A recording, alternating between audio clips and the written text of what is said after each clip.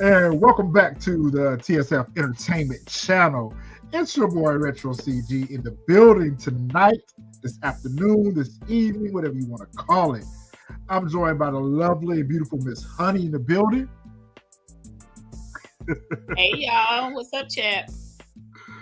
I got my bro Jack of Joins. What's good? What's good with you? And Juggernaut of Souls, he'll be back in a second, and hopefully we'll be joined by Miss Really B TV in the building. So we're here to talk about Raising Kanan. It's episode 207, No Love Lost. Man, we got a lot to talk about. I'm gonna go ahead and hit y'all with that intro real quick, and then we'll be back to talk about this episode.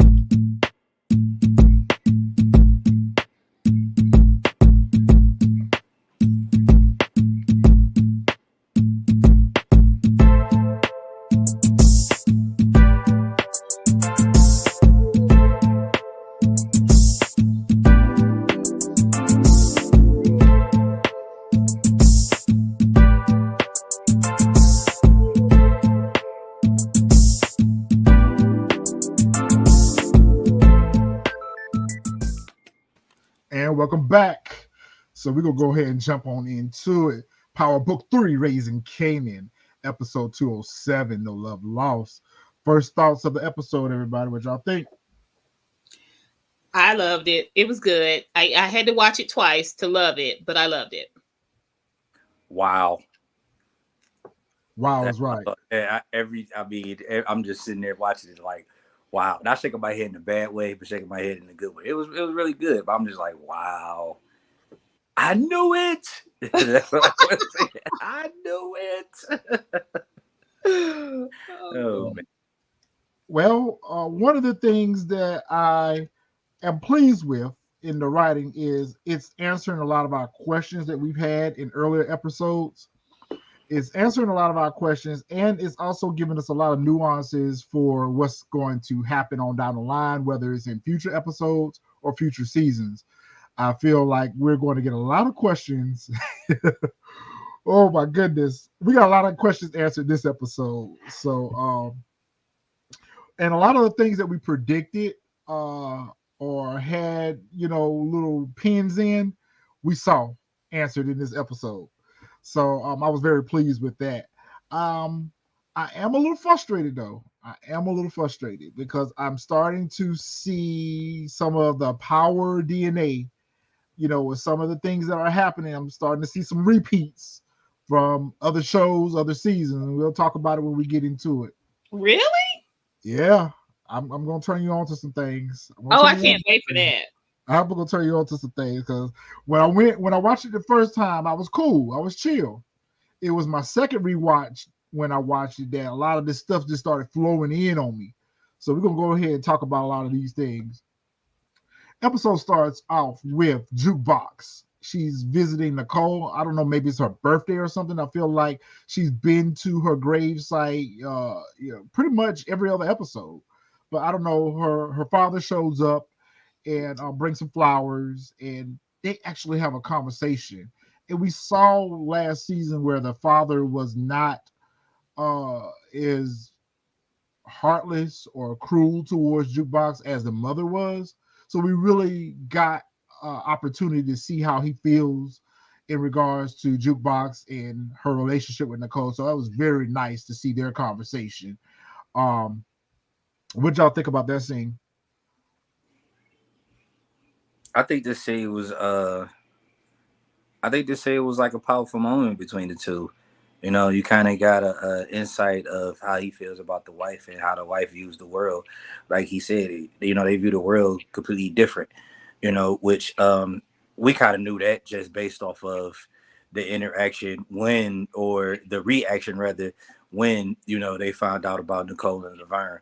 So I'm not sure if this scene is for closure, or I'm not sure if it's going to lead to what I think is going to happen. I think that at some point down the line, Laverne is going to run into the mom again, and the mom is going to try her, and Laverne ain't going to have it.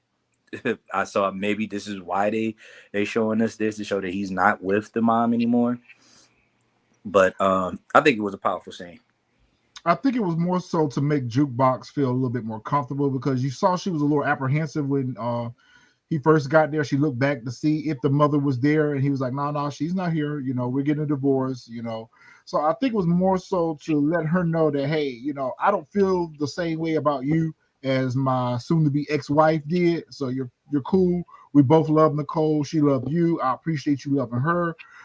So that means you're special to me. So it was very important for her to be able to grieve and not get ran off. Because normally, any other time, she's always ran off.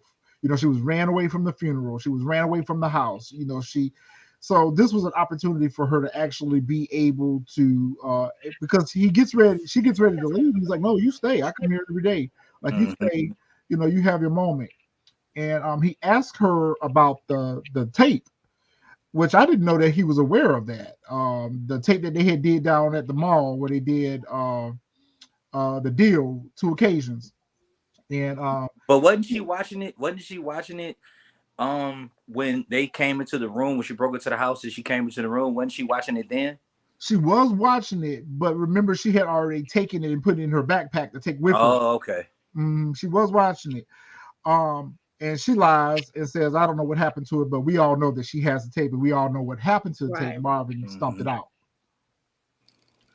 So next we get to the studio, and it's Lulu, and exactly what we said was going to happen happened. Him and Ziza are getting it on or whatever, and they're listening to the radio, or the radio is playing in the background. Yo, the subtitles got me dying. Or I got a lot of subtitles in this, man. I got a lot of subtitles. I purposely put them in there for a talking point. Oh, right. Man. I love subtitles. She was like, Lulu was like, is this nigga ever going to play the track? And her response was, you're supposed to be fucking me. That's why I was like, okay, so not listening to the radio. I'm just thinking to myself, like, some of the things that, you know, we kind of were throwing out there for possibilities was that Cartier is probably has a harem of hoes. Ziza's one, and so is Palomar. But the way they both came off in this episode, it could still be true, but at the same time, it doesn't really seem like they're much of scam unless they're just really, really good. Because she seems like she's really into Lou. She's just like, okay, are we gonna finish after everything was said and done? She was like, are we gonna finish? I was like, hold on, ma'am.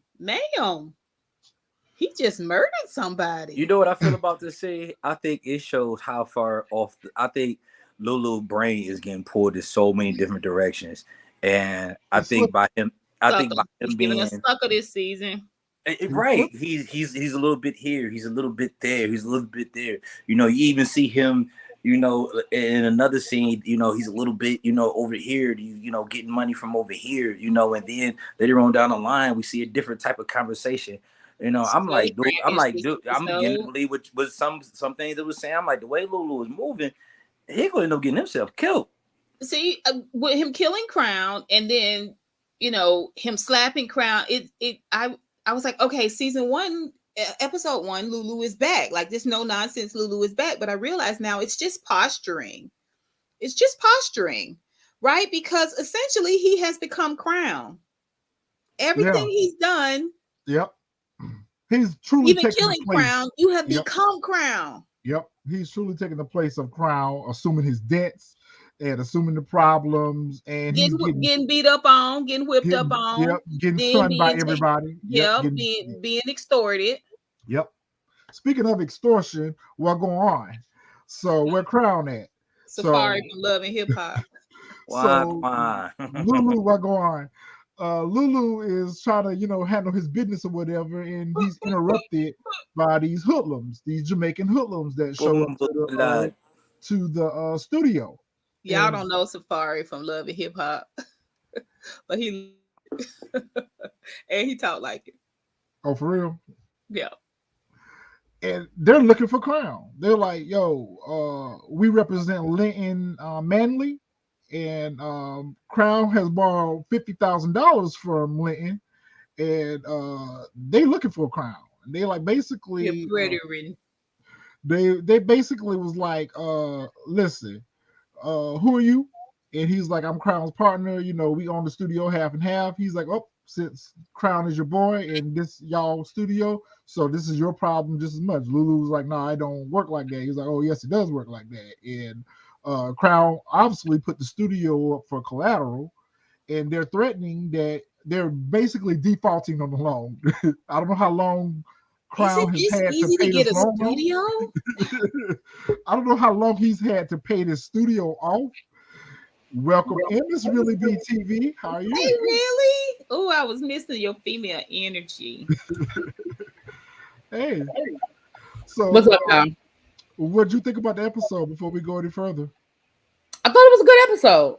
I mean, I definitely, I feel, are we getting more than 10 episodes? Because I really feel like there's more information. We only have 2 more episodes. I feel like there's a lot more we need to know. Oh, yeah. But I definitely thought it was a good episode. But we predicted probably 95% of that episode. That's what I said. We predicted this. The crazy part about it is, if we were in a writer's room, we would have answered these questions further on in other episodes, because a lot of this stuff we predicted like 4 episodes ago. Mm-hmm. And some of the stuff, I'm not really understanding why they're opening up new storylines to certain things. I don't know. I get frustrated with that too in shows, because I feel like you have enough meat already. It's so late, yeah, and it's so late in the season. Like, it just, like, why did it take them so long to bring us around to Cartier getting a piece of that studio when we knew that's what he wanted from the door? From episode 1. Like, why did it take? Why do we have to go all the way around here? Why we gotta bring Sakari from Love and Hip Hop with all this bumper clock? But listen, I keep saying it's moving the stories around, like, right? It's moving the plot around. Like, we're really getting to see, because of this element that they added in, just how weak, Lou has become. I was telling the guys before you came in, he's the new Crown. Who? Or has this been Lou all along, and we're just now seeing it flushed out? Because remember, back in season 1, yeah, he was the enforcer, but he kind of always did it under duress. He was kind of always forced under duress to do Rock's bidding. And I guess we're really starting to see that unfold. I guess we're actually really seeing why they are the position that they're in the organization. He's not a leader. He's on a follower type shit. Well, he wasn't forced to take advantage of Crown's addiction. That's true. A gamble. He wasn't forced to do that opportunity. And you know what? You just answered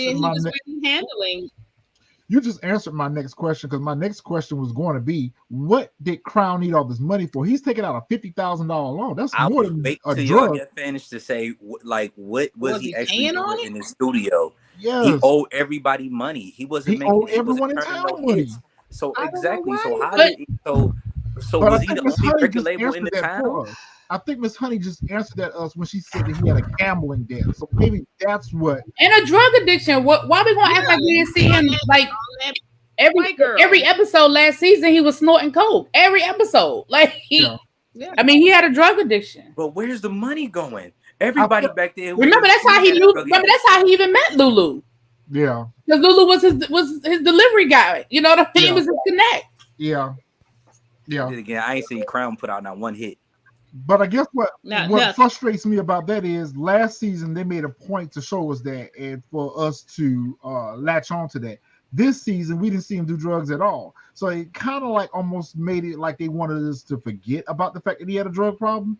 But I think a majority of his debts are based on gambling and his drug addiction. So, but he's put the studio for collateral. So now we're right back to where we were initially. It explains what happened to the soundboard a couple episodes back, that he's now in a situation where the studio is getting ready to be taken away from him based on Crown's debt. Lulu, this is how you walked into this situation. You were paying off his debt.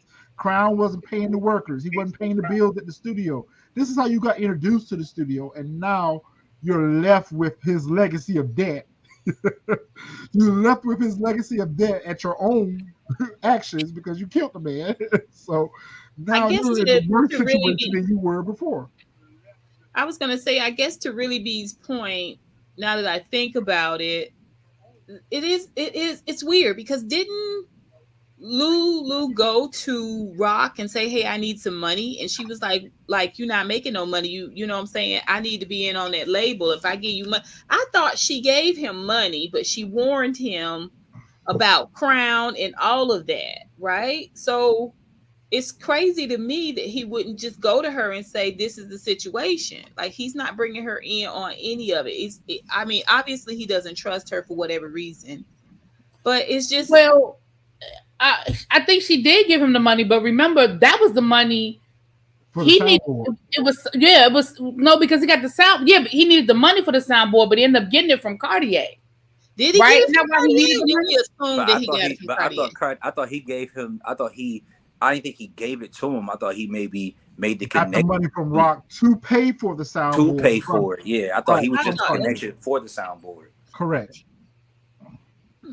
That's the so. way It's just weird that then he goes. Now he's gonna deal with Cartier again, and Cartier asked him about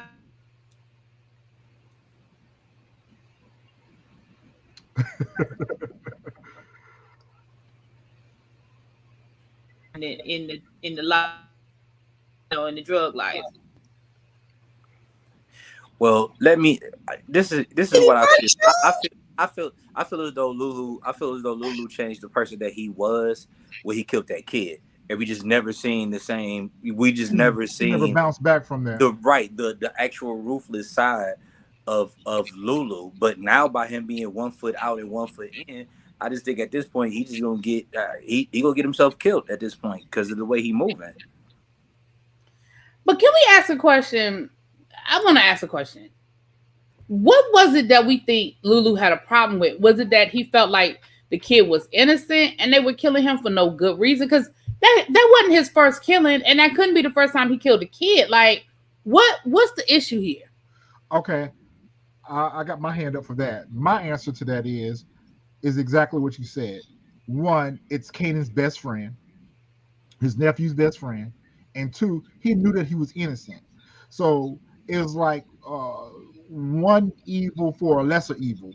It's like, okay, if I don't kill this dude who's my nephew's best friend, then my nephew's out here with this body on him. So it was doing something that he knew was wrong, that Streets he need the knows that body. he didn't want to do, but he had no choice to do because of the lifestyle that he lived. Mm.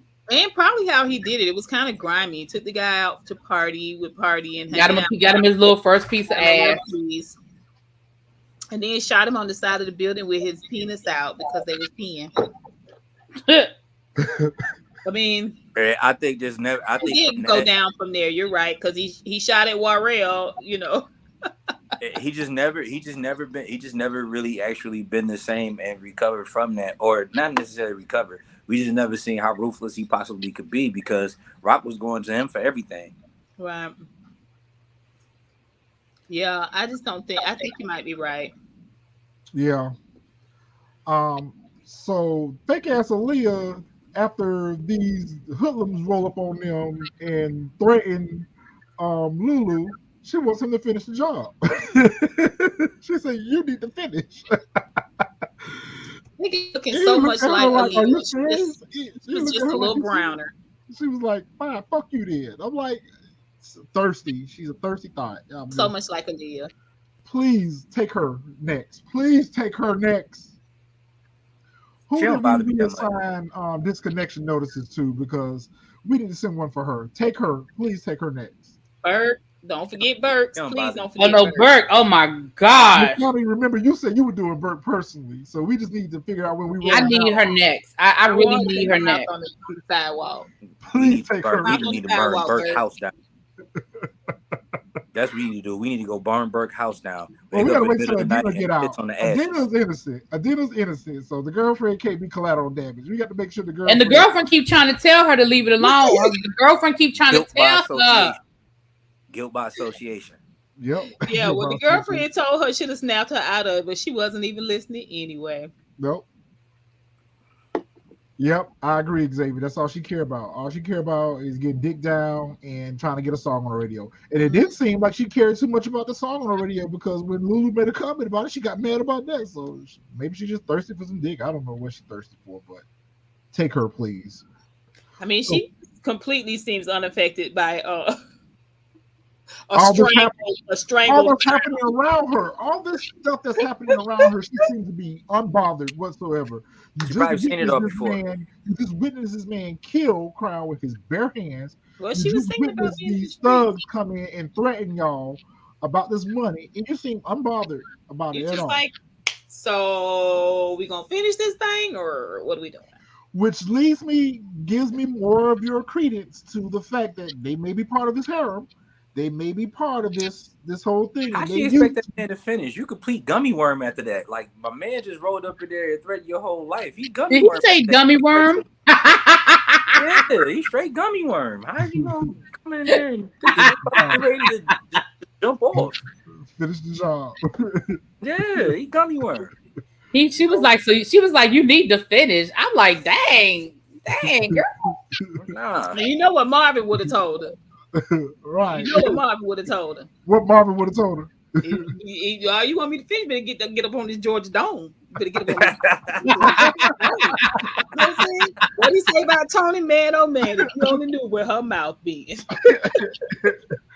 Oh my God, you're all so funny. Um, Kanan's at home and he's trying to experience somewhat of a normal teenage life. Xavier. I don't even want to put the comment up. What is it? Oh, Xavier, put a pin in that because I got a theory on that. I got a theory. Listen, You know what? Let's just go ahead and talk about it. Let's just go ahead and talk y'all about need to it. quit playing. There's something underneath this. There is something underneath this. I don't quite know what, but there's something underneath this. There's two scenarios that come to mind. One, Cartier sent these thugs up here to pretend that this debt is owed to end up getting Crown's part of the studio that he asked for at the end of this episode, based off of Ziza seeing that Lulu had killed Crown last episode, takes this information back to Cartier. Cartier creates this whole $50,000 debt, send these hoodlums up here to shake Lou down, which is another reason why Ziza's unbothered by any of this because he knows that it's part of a scam. Or Rock send these dudes up here to pretend that Crown had a debt. Either way, this is a scam. I don't think that this Linton Marley is a real debt that Crown owes. I think this is someone using this to get Lulu to give up part of the studio. But let me ask you a question. Do you think that Cartier or Rock will go through this much drama? I feel like Cartier would just roll up in there and be like, I feel like Cartier would take Ziza, roll up in there and sit down and say, Ziza told me what happened. She told me you had a cleanup job. So here's how this is gonna work. Like I feel like he would just push his way in and be like, this is what we gonna do. I know you killed them, and this is what's gonna happen. Like I don't know. Like I don't see him going through all that drama. But maybe he would. Go ahead, Miss Honey. Listen, I'm just gonna say it. I'm just gonna spit it out. I wrote at the top of my notes. That's what I was trying to show y'all. I said, "Is Rock being set up? Is Rock being set up? Put it all together." I understand what you're saying, really, B, and I know I'm real fantastical. Okay, I accept that. But just look at it. Look at the dinner meeting. Okay, the caviar, the beluga caviar, and the Stoli, the ice cold vodka. Okay. Look at all that. Look at everything that transpired. It's like they're being corralled. You get what I'm saying? I wish they would tell us or show us, but I don't know. Do Rock call Cartier to meet, or do Cartier call Rock to meet up with? You know what I'm saying? Is she surveilling and studying him, or is he surveilling and studying her? I've been telling y'all there's something under that. I keep telling you he's too. We're seeing too much of it at this point. We're seeing too much. Now, going back to your comment, really, B, I agree with you on part of what you're saying. I don't necessarily think that Cartier can push his way in because he doesn't just want the studio. I think he wants the whole organization. That's how you dismantle an organization. piece by piece. But if Rock was behind this, I do agree with you on that. Rock would just push her way in and just take the studio. Right. But I do believe that now that we're throwing our theories out on the table, I do believe that Cartier probably set these hoodlums up here. It is part of his ultimate plan is I to believe Cartier. dismantle this organization piece by piece, player by player. The only person that he hasn't had any interactions or dealings with that we see or know of is Marvin. Unless this psychiatrist lady is connected to him in some way, shape, form, or fashion, I think he's got eyes on every single one of the players in the family. If you want to add Palomar to that list, Palomar is on Kanan. You got Cartier that's on Rock, and then you got Cartier that's on Lulu. He's working the organization 360, just like Kanan did with Ghost back in Power. He worked player by player, piece by piece, little by little, dismantling the organization, and that's what Cartier is doing. Makes sense. I could see that. I could see that. I could definitely see that. Kanan reaches in his book bag and pulls out the gun and the envelope, which we talked about that last week. We know that that envelope was going to come back up, but he chooses not to open it this episode. We know that he's going to open it next episode, and whatever the contents of that envelope is, we already know it's the DNA test, and that's going to further prove that his mom is low down, dirty, been lying to him, and all that. So we know what that was a little feather that's going to come back next episode. That's going to answer a question that we've already answered 4 episodes ago. What do you think was on Kanan's mind at this point? Because it's interesting that he kept the gun. Being part of the life and knowing how his family moved, well, actually, he didn't put a body on the gun either. So I guess that's one of the reasons why he didn't get rid of it. But he didn't get caught by the police either. Yeah, he didn't get caught by the police, but I can't believe he's walking around with it in his book bag knowing how his mom had to snoop through his stuff. Yeah, well, the one thing we know is Kanan is an idiot. So right. Marvin is down at a restaurant having pizza, and he's meeting with Marco. And Marco's like, listen, I ain't come here to chit chat with you. We're not good friends or anything. You got work for me or not? And Marvin's like, yeah, I got some work for you, all right. And I got a rap file. And they over by where you rest at. Marvin, why did you do this? We've been screaming and hollering this ever since he's been stalking this girl. Leave the girl alone. You have created the biggest problem for you and your family with this one meeting right here. It was unnecessary. Like, that girl has moved on. She got a new mark. She is living her best life. She already agreed to not testify. She really ain't thinking about you, Marvin. Like, for real. Like, my thing is, you know where she is. Keep an eye on her and make sure she don't, if she does decide to snoop around or come back around, you can always handle her. But why are you bothering with her? Like, I don't get it. I don't get this either, but I don't get it, but I know why they did it, to rough things up with the mafia a little bit, so as to give us a little extra which really tying things together. Just tying things together. Plus, we get to see a little bit more Marvin. I mean, I love this really kind of suave. I mean, it's the 90s, but he gives me like a real 40s feel, the way he crosses his legs, and dusts his hands off a little bit. You know what I'm saying? Marvin is smooth. Cheese and sauce. Going back to David, what I said never earlier, thought Marvin was getting smarter.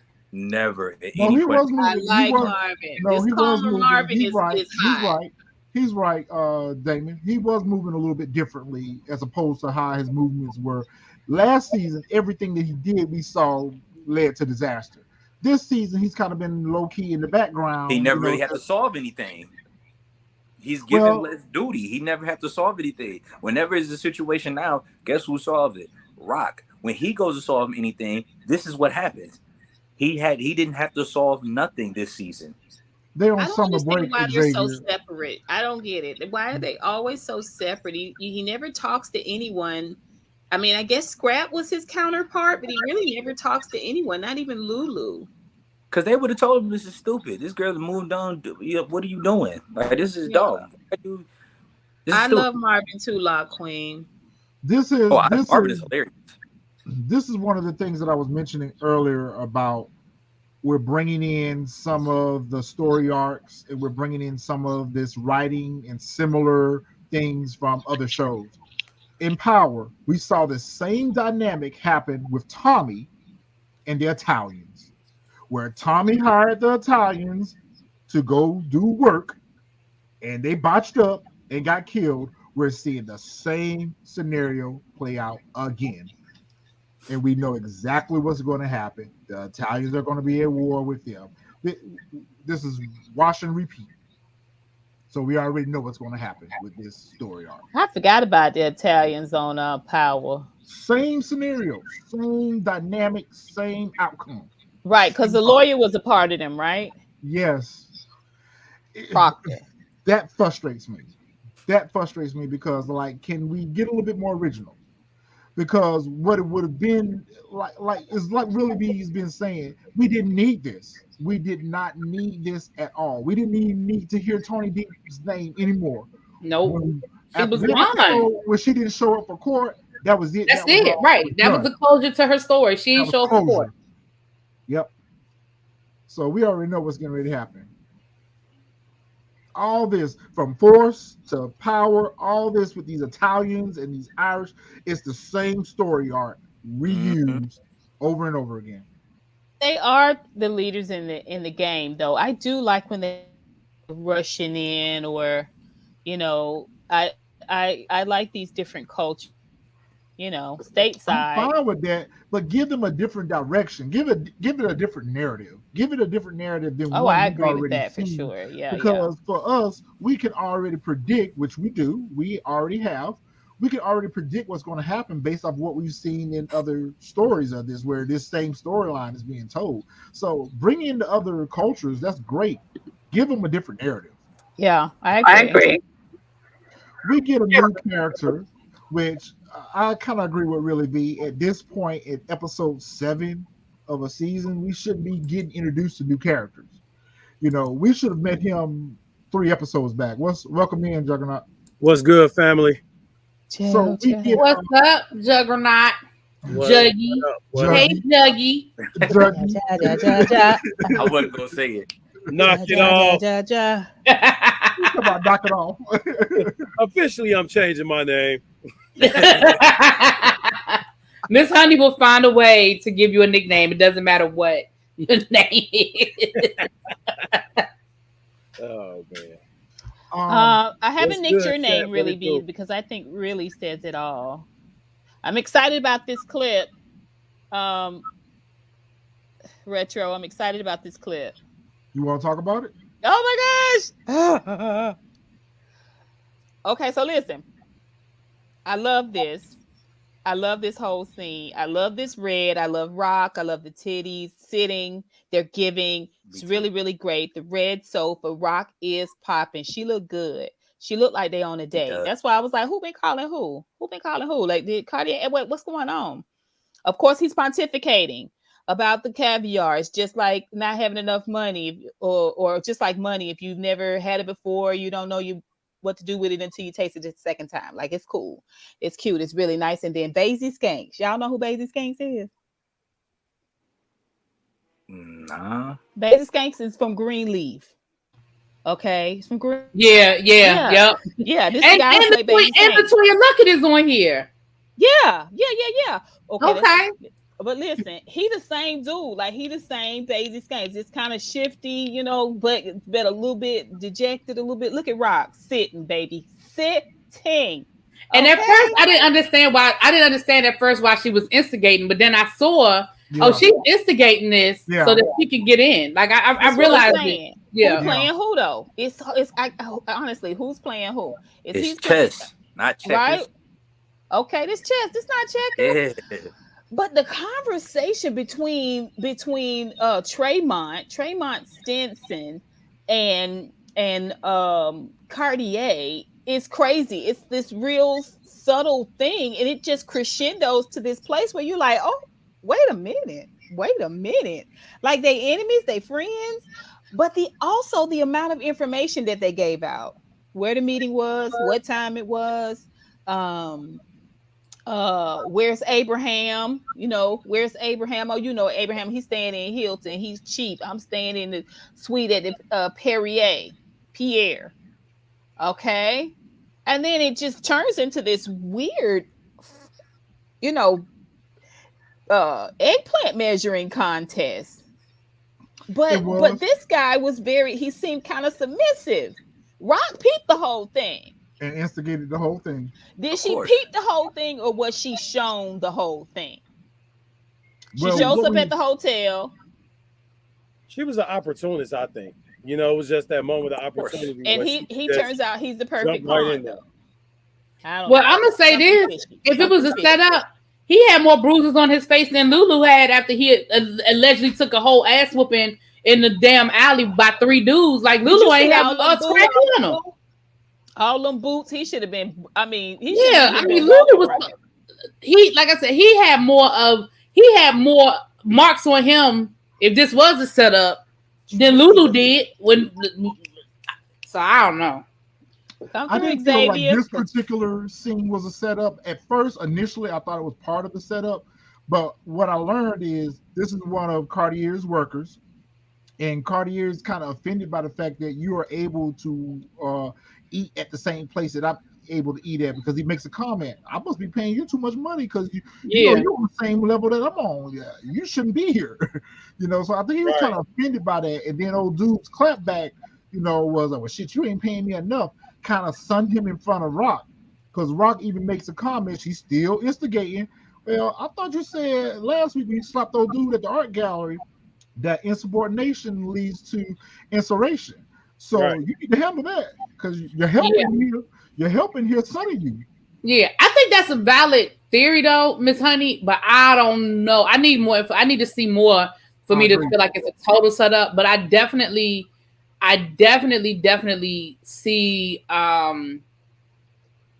It's valid. It's definitely a valid theory. It is a valid theory. I mean, for me, it's just a question, because I'm like, gosh, they are really talking a lot, like a lot. And then he says, "Oh, he's over my DC distro." Like, I was just like, "Who's doing this?" He had already laid it out for her, though. He had already laid out the whole. I mean, the fact that he does. He already laid out the whole distro situation, though. Yes, because he pretty much told her that, because she had asked him, the streets of New York and Jersey are on lock, so where you moving at? And he basically told her DMV. Yeah, he had already broken all that down for her. Yeah, he already said, I make my moves in the DMV. So, this is my Maryland, DC distro, or whatever the case may be. So she instantly filed that away for future reference. And now she's going to go ahead and commence to instigating the situation, so she can see where is it she can move in. Because right now, I think what she's doing is she's entertaining Cartier to exploit any type of weaknesses in his organization. I was just about to get ready to say that. So she can move in. What happened was, I think what happened was, or like we see later on in this episode, is that Cartier pretty much says to Lulu, weakness leads to one person's weakness leads to somebody else's opportunity. Maybe not in those exact words, whatever. Right. Found a weakness, with we're dealing with whatever my man name is, the way that he was talking to, which in the street world should be his superior, or whatever. Like we both drive in the same car. No, you're a worker. You shouldn't even be in my space or anything like that. I meet you when I'm ready to meet with you. You shouldn't even be in this area. And by him talking back and her seeing that in the beginning, now remember, when she had that meeting, she said, we're growing, and we got to eat in order for it to grow. So she's trying to grow into Newark. She's trying to grow into Washington. She's trying to grow into Maryland. She's trying to grow anywhere where she possibly can.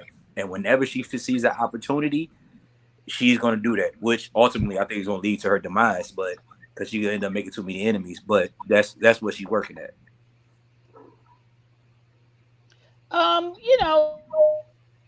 Cartier kind of started it. He said, I remember this guy when he was busting oysters. I found him or something, busting oysters or something. And he was like, no, I was already somebody. I'm the one that put you on, Cartier.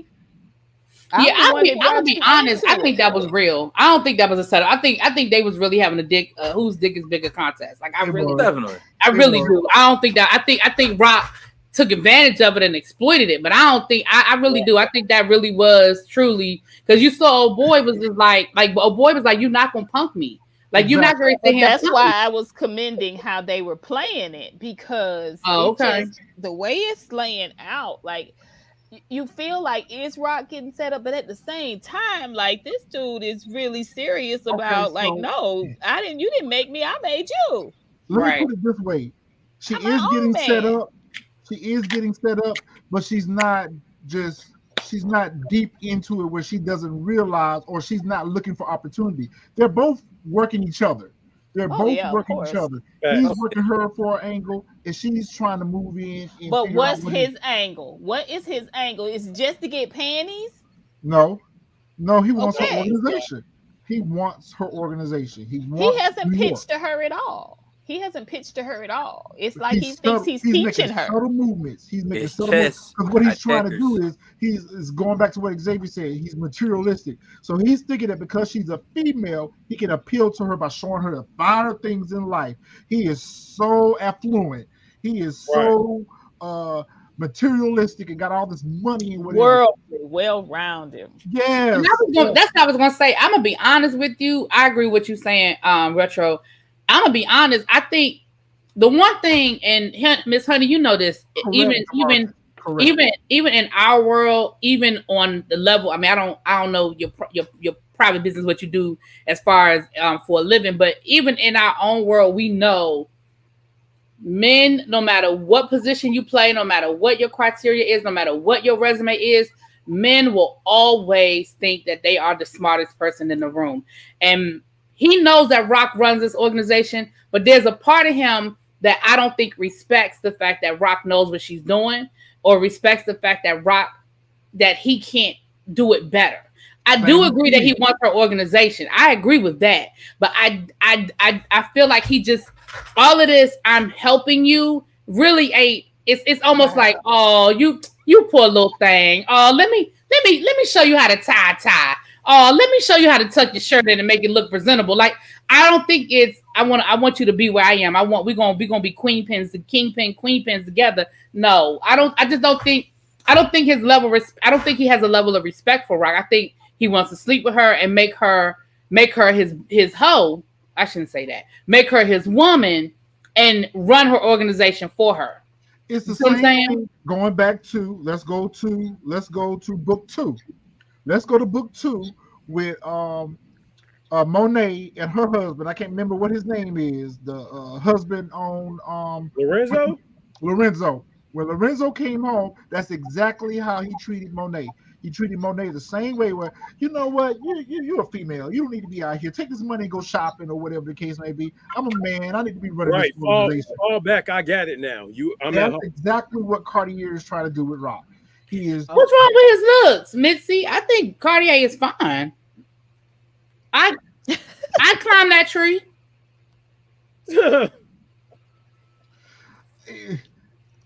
I guess what Mitzi is trying to say is we would assume that Rock wouldn't be interested in someone like him. Okay, I can see that. Okay.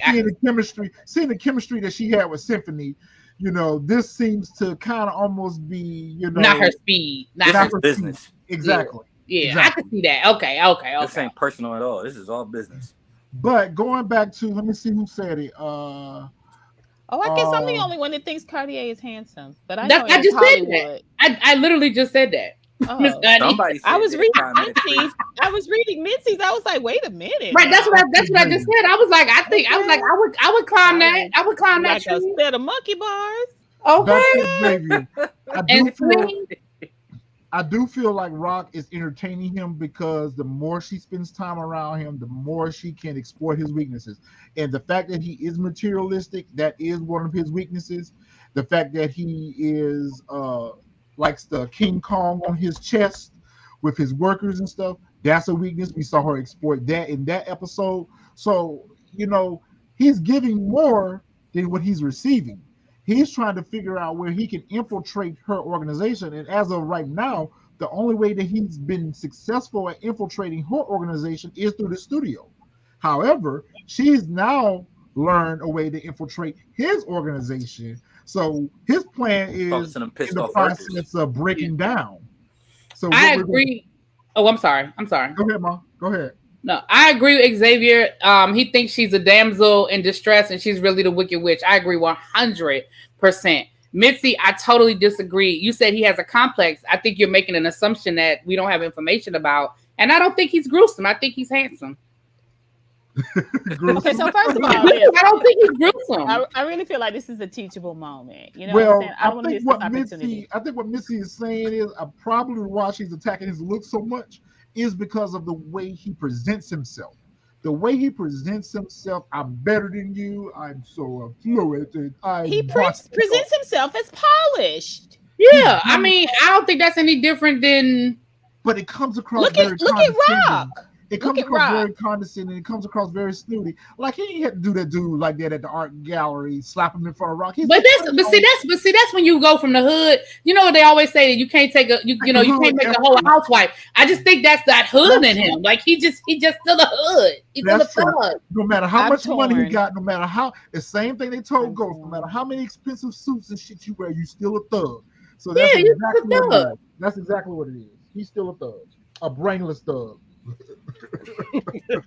I don't know if he's brainless. I'm about to say I don't think Cartier is brainless. I think he's smart. Brainless.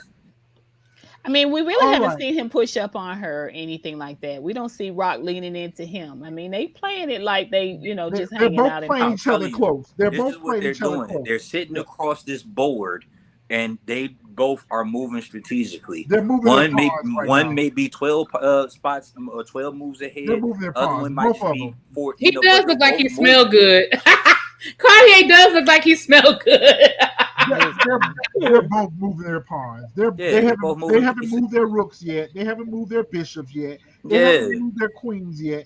They're just moving pawns around on the board to see who gets ate up first, and see where they can find weaknesses in each other's organization. That's what they're looking for. That's it. That's exactly what's it. And so here comes the moment where I know that we're all, including the chat, I think we're all finna have a fit. Kanan's at the door, and the lovely Miss Palomar answers the door. Now, what I couldn't figure out, he was looking good. Did Kanan call ahead to let him know let her know he's coming over? No, he didn't. Or did she just sit around the house in lingerie all day? Okay, this brings me to my. Did you know? Okay, this is why I said JOJ was right, because JOJ said that she probably just hot in the puss and like tater tots, and voila. I still think it's now. This is where I think it's a setup. I think this. I think it's a house in lingerie, like you know what I'm saying. What you say, really? No, I said now. This is where I think it's a setup. I think this is a whole setup. I do not think. I think the mother and the daughter are in on it, and I think it's a whole setup. Personally, I just think it's a whole setup. It's something underneath it because I asked the question going back to what Miss Honey was saying earlier about. I wish that it would show us who contacts who first. Does Cartier call Rock and meet up for these little rendezvous, or is it the other way around? Same thing with this.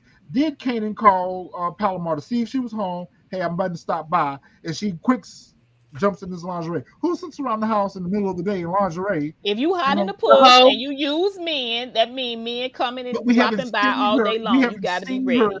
Like this before. If we had been shown this earlier on, I would agree with that. But she hasn't given us sex pot, but she's giving us pouty face. We can only presume that he called her because remember before he went over there, he was looking at the gun that was in the backpack. That's why I say that. It looked like he was running to take a shower too, but that's not. I'm gonna tell you, well, one, there's plenty of women that sits around in the house in lingerie. You can go on Instagram and find women taking pictures in lingerie for a bunch of strangers. That's for one. For two, I think it's a combination.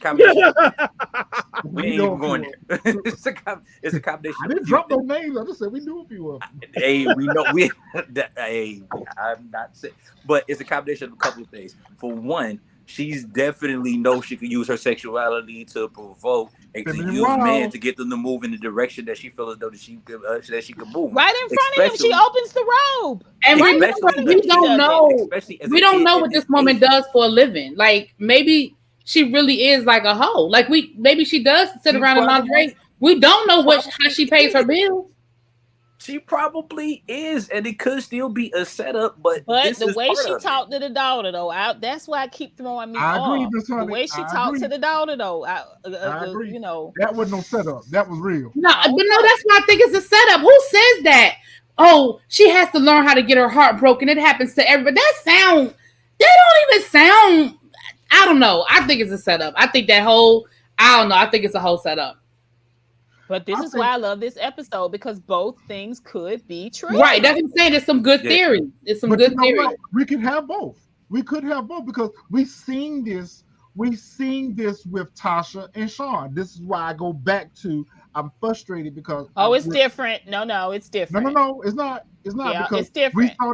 We saw that Tasha was seducing Sean to get that's not different. She wasn't seducing Sean. Sean was a grown ass man. I'm trying to make she was seducing him, but okay, go ahead. No, let him make his point. Go ahead. I was trying to make a point. I wasn't trying to attack Tasha. I was just trying to we can't tell of the story writing together, where it was two sides of it. Tasha initially started out by seducing Sean to try to get information out. I'm not even looking at the age thing. I'm not even talking about that part of it. She was trying to use her feminine wiles. She was unbuttoning her blouse and she doing whatever she could, calling him over there to bring groceries over while she's naked in the shower. She was doing things to get his attention. He ended up falling in love with her. He ended up having feelings for her. And somewhere down the line, maybe she ended up having feelings for him. So it could be one in both. You know, she had an ulterior motive, but it led to more than what the ulterior motive initially was. And that's what I'm saying with this. It could be that she's part of the harem and that she's, doing her job, but at the same time, she's getting a little bonus out of it as well. I'm going to fuck him too. Well, I can tell you right now, Palomar got her paws on Kanan, and it's a wrap. He ain't listening to shit Rock talking about. Okay, so Retro, I stand corrected because I was speaking about the age. So you explained that. But I do think they're very similar. It definitely is similar. Different dynamics, but it's absolutely similar. So there's that. But listen, I think she's hot in the puss. I think she and I think this is her job. This is her job. Now, on what level this is her job? Yeah, she's definitely a trap. Man, she's a hard trap. But then when she was laying there and she was like, how old do you think I am? Do you think? I was like, what is this? But the two things could still be true. Exactly, because part of her wants to be Corrine. Part of her wants to be this teenage girl. Corrine, vicariously through her daughter. Baby, you are over 35. You not a young girl no more. Yeah. You can't be out here turning tricks with 15, 16-year-old boys. Let that complex go. You're aging. But again, to go back to my theory, I think that whole conversation was a stall. It was to stall him there long enough so that Corrine could show up and they could have this whole, oh my gosh, you're such a hoe. Here, throw some water on you. Like, I don't know. It just, and I could be wrong, but it just came off so. It did seem too convenient. It seemed too convenient. She wasn't home because when he first got there, he asked. She said, "Oh, she's out with friends," and this was day 2. Okay, this was day 2. When he came over and brought the gun and they kissed, the next scene we saw was him having lunch with Symphony. He goes back over there. So it made it look like the way they shot it, it just kind of made it look like now he's hanging out over there. I'm leaning more towards really B theory on it because like the way that Palomar came off, even with, let's go back to the party. She came off like a hoe during the party. Like the way she was looking at Kanan and all smiling and googly eyes. Like, how can you? I go back to, I'm with you, Damon. I go back to the beginning. How can you like I said from the very beginning, if you're a mom, y'all knocking on the door. They look like they was up to something when they opened up that door. Yes, and absolutely. then you let your daughter go party, and y'all saw how hard she was coming on to Kanan. I just feel like I feel like the whole thing is a setup. Because remember, we got to go back to the beginning. Crown is the one that put him in that apartment to begin with. Mm-hmm. So I don't know. I just think it's a setup. I mean, now that you Just when you thought Rock said was it, I'm just trifling, here thinking comes about it like Palomar. all the way back from from the party, the way that she was talking to Kanan and talking to these teenagers. She is a predator. No mother in their right mind is gonna let their daughter go in there and entertain. Right, that's what I'm saying. The fact that she was cool with her daughter going up in that apartment where they smoking weed, drinking, clearly underage, and her only thing was, okay, don't stay out too late, girl. What? I don't want Mitzi, Kanan that's to get where the I'm wrong going. idea about you. That's exactly where I'm going with that, Mitzi. I 100% agree. That's exactly what. Ooh, like the orphan. She can't accept the fact that she's not younger, and the fact that everyone assumes that she's younger and that she's not, it eats away at her. And so, I'm going to have my cake and eat it too. So yeah, I'm going to continue to be young. I'm going to continue to fuck whoever I want to fuck, no matter how old they are or whatever the case may be. However, I'm not necessarily disagreeing with what y'all are saying too, because we said it in the breakdown. We said it in the breakdown of the episode we had about Palomar. We knew something fishy, something was underneath this. When they showed up at the door, they had that scheming look about them. They had this, okay, go in, baby, and infiltrate this organization and see what you can find out, and we move how we move accordingly based on what you bring back. So it's parts of all of it. But I feel like they're doing a very good job with this character because they're not necessarily flushing all out what the real objective is with Palomar. She's not asking him anything about himself. She's not asking anything about Not his yet. business or his family. Nothing about his business. Not yet. Yep. It's just like this slow, They're slow walking it. slow walking him. I don't know. It's just crazy, but I love this element of the show. It just, what I'm saying? We've predicted some things, but honestly, I just love the fact that both things could be true in a lot of instances. I agree. I agree with that. Either way, regardless of what the motives are, regardless of what the intentions are, Ebony. she's trifling. Now Ebony. Now you said it. Now I thought to myself. I said, "Are they really brothers?" Did we talk about that when we talked? We did have that conversation that we didn't think. Are they related? Yeah. Ooh, now I can go for that if that's not really her daughter. Then her response would make sense if that's not her real daughter. But I mean, even the most trifling mama, where everybody got to learn how to get their heart broken. What? Yeah, every but girl needs to learn how to keep a man. Before that, listen at the comments she made before that. Well, it's her fault because she can't hold on to her man. You need to learn that lesson on how to hold on to your man and whatever the case may be. So it's all the comments. Yeah, but maybe it was Corrine's grift, and she took Corrine's grift. Exactly. That could be true too. Shit seemed like a Maury show episode. Right. They could be arguing over the mom and daughter, or they could be arguing because one is an older grifter and the other one is the younger grifter. They could be arguing over both situations. We got to get to those scenes, guys. We got to get to those scenes, and we're breaking a lot of this down that I was going to bring up. We're doing the writers a favor. Just say it. But the bigger question becomes, how did Corrine know where Kanan live? And who his mama was? She wrote up on her, "Hey, Miss Thomas, I'm Corrine." I mean, they clearly are spending more time together than we see because, I mean, he's like, that's my girlfriend and all that. I mean, for all we know, he might have taken her over there so they could smash while Rock wasn't home. I mean, I don't know. No. Yeah. But listen, the way Kanan stood up there towards the end when she convinced him to stay after Corrine had stormed in. They kind of the way they shot him. I like a lot of different scenes that they shot. The Marvin at the pizza scene, shooting it from far off. I love that look. It was very vintage. But the way they shot Kanan, he's standing there. He looks like he's got big shoulders and he's pumped and he's got a big gold chain on. I was like, that is a 15-year-old boy who goes to high school. That is a 15-year-old. At the end of the day, that is a 15. Like you're for me, it didn't make it better. Like And I when did enjoyed they the start scenes, back but at it was school? creepy. It was Because creepy. Symphony asking Kanan about his grades. I'm like, we ain't seen these fools go back to school yet. Ever. I thought they were on summer break still. Ever. Right, that's what I'm saying. Ever. We ain't seen them go nowhere. We ain't seen Yeah. not none of them go to class. Not a Yeah. one. I was like, why does this feel wrong? Like I said, it was entertaining, but why does this feel so wrong? And when he was standing there, I was like, that is a 15. He's supposed to be in high school, but they're pushing away from that. No, Xavier, that's not what happened in the night. Xavier be making me feel so old. But that's my whole point. Like they went so fast that you gotta assume that stuff happened off screen. But it also shows that to me, he's a mark.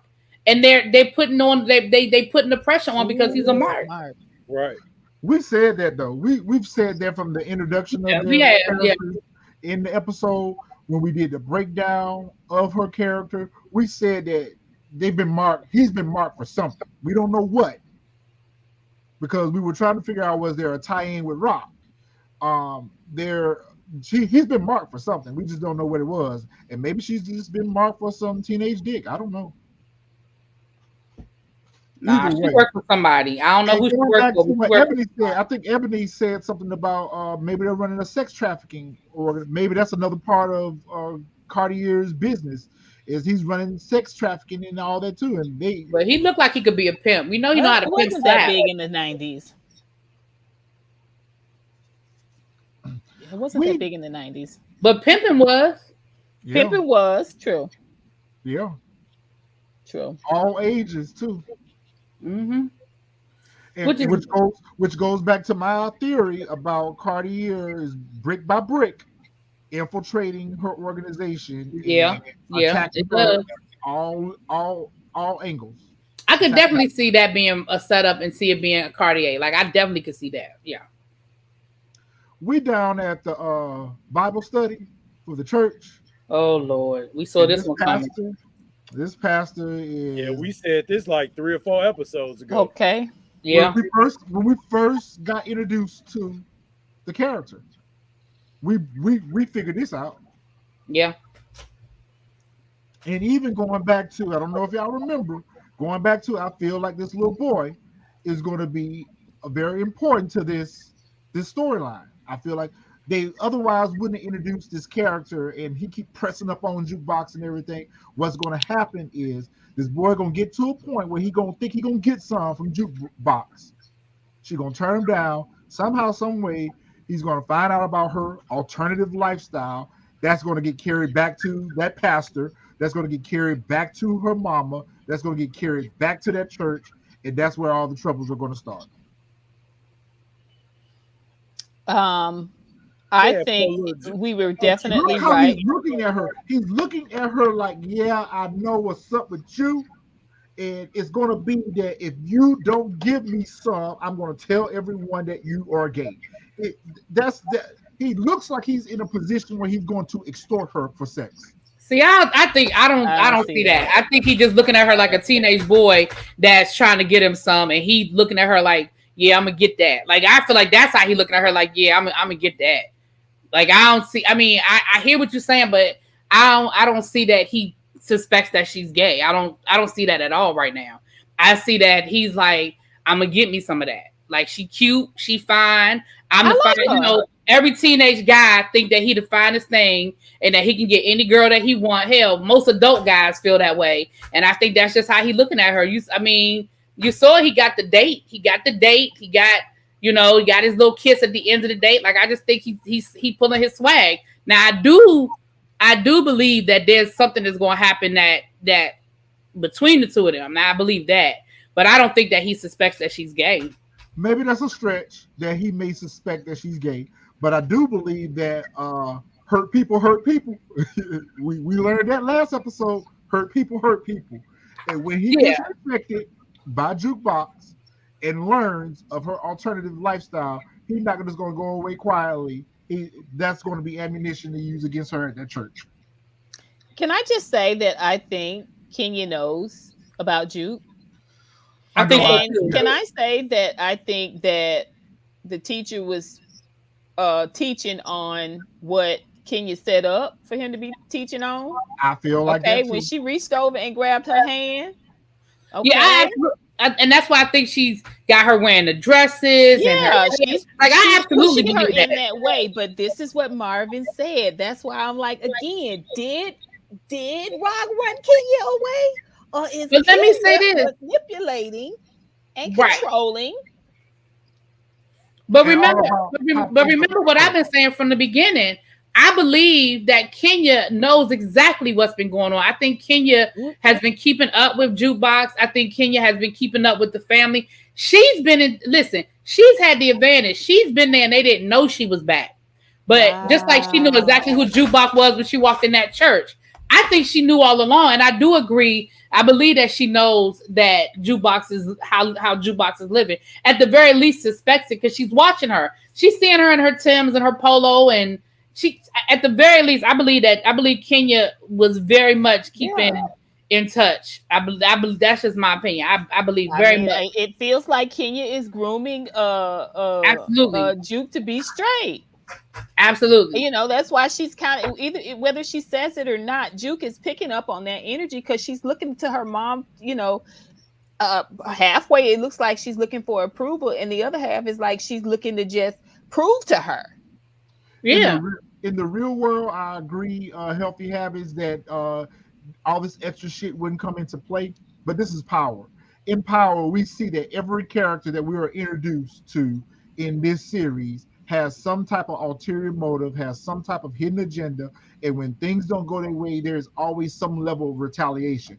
So whether he tries to sexually assault her and Jukebox takes that back to her mama and she doesn't believe her, whether somehow, some way, there's going to end up being some type of conflict that's going to arise between this interaction between these two characters. I think Kenya is encouraging it, you know, on his side, but I also think he's very charming.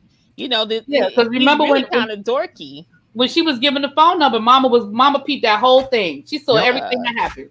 But I also he was like, I'm gonna tell my children one day how we met one day. I mean, he's very charming.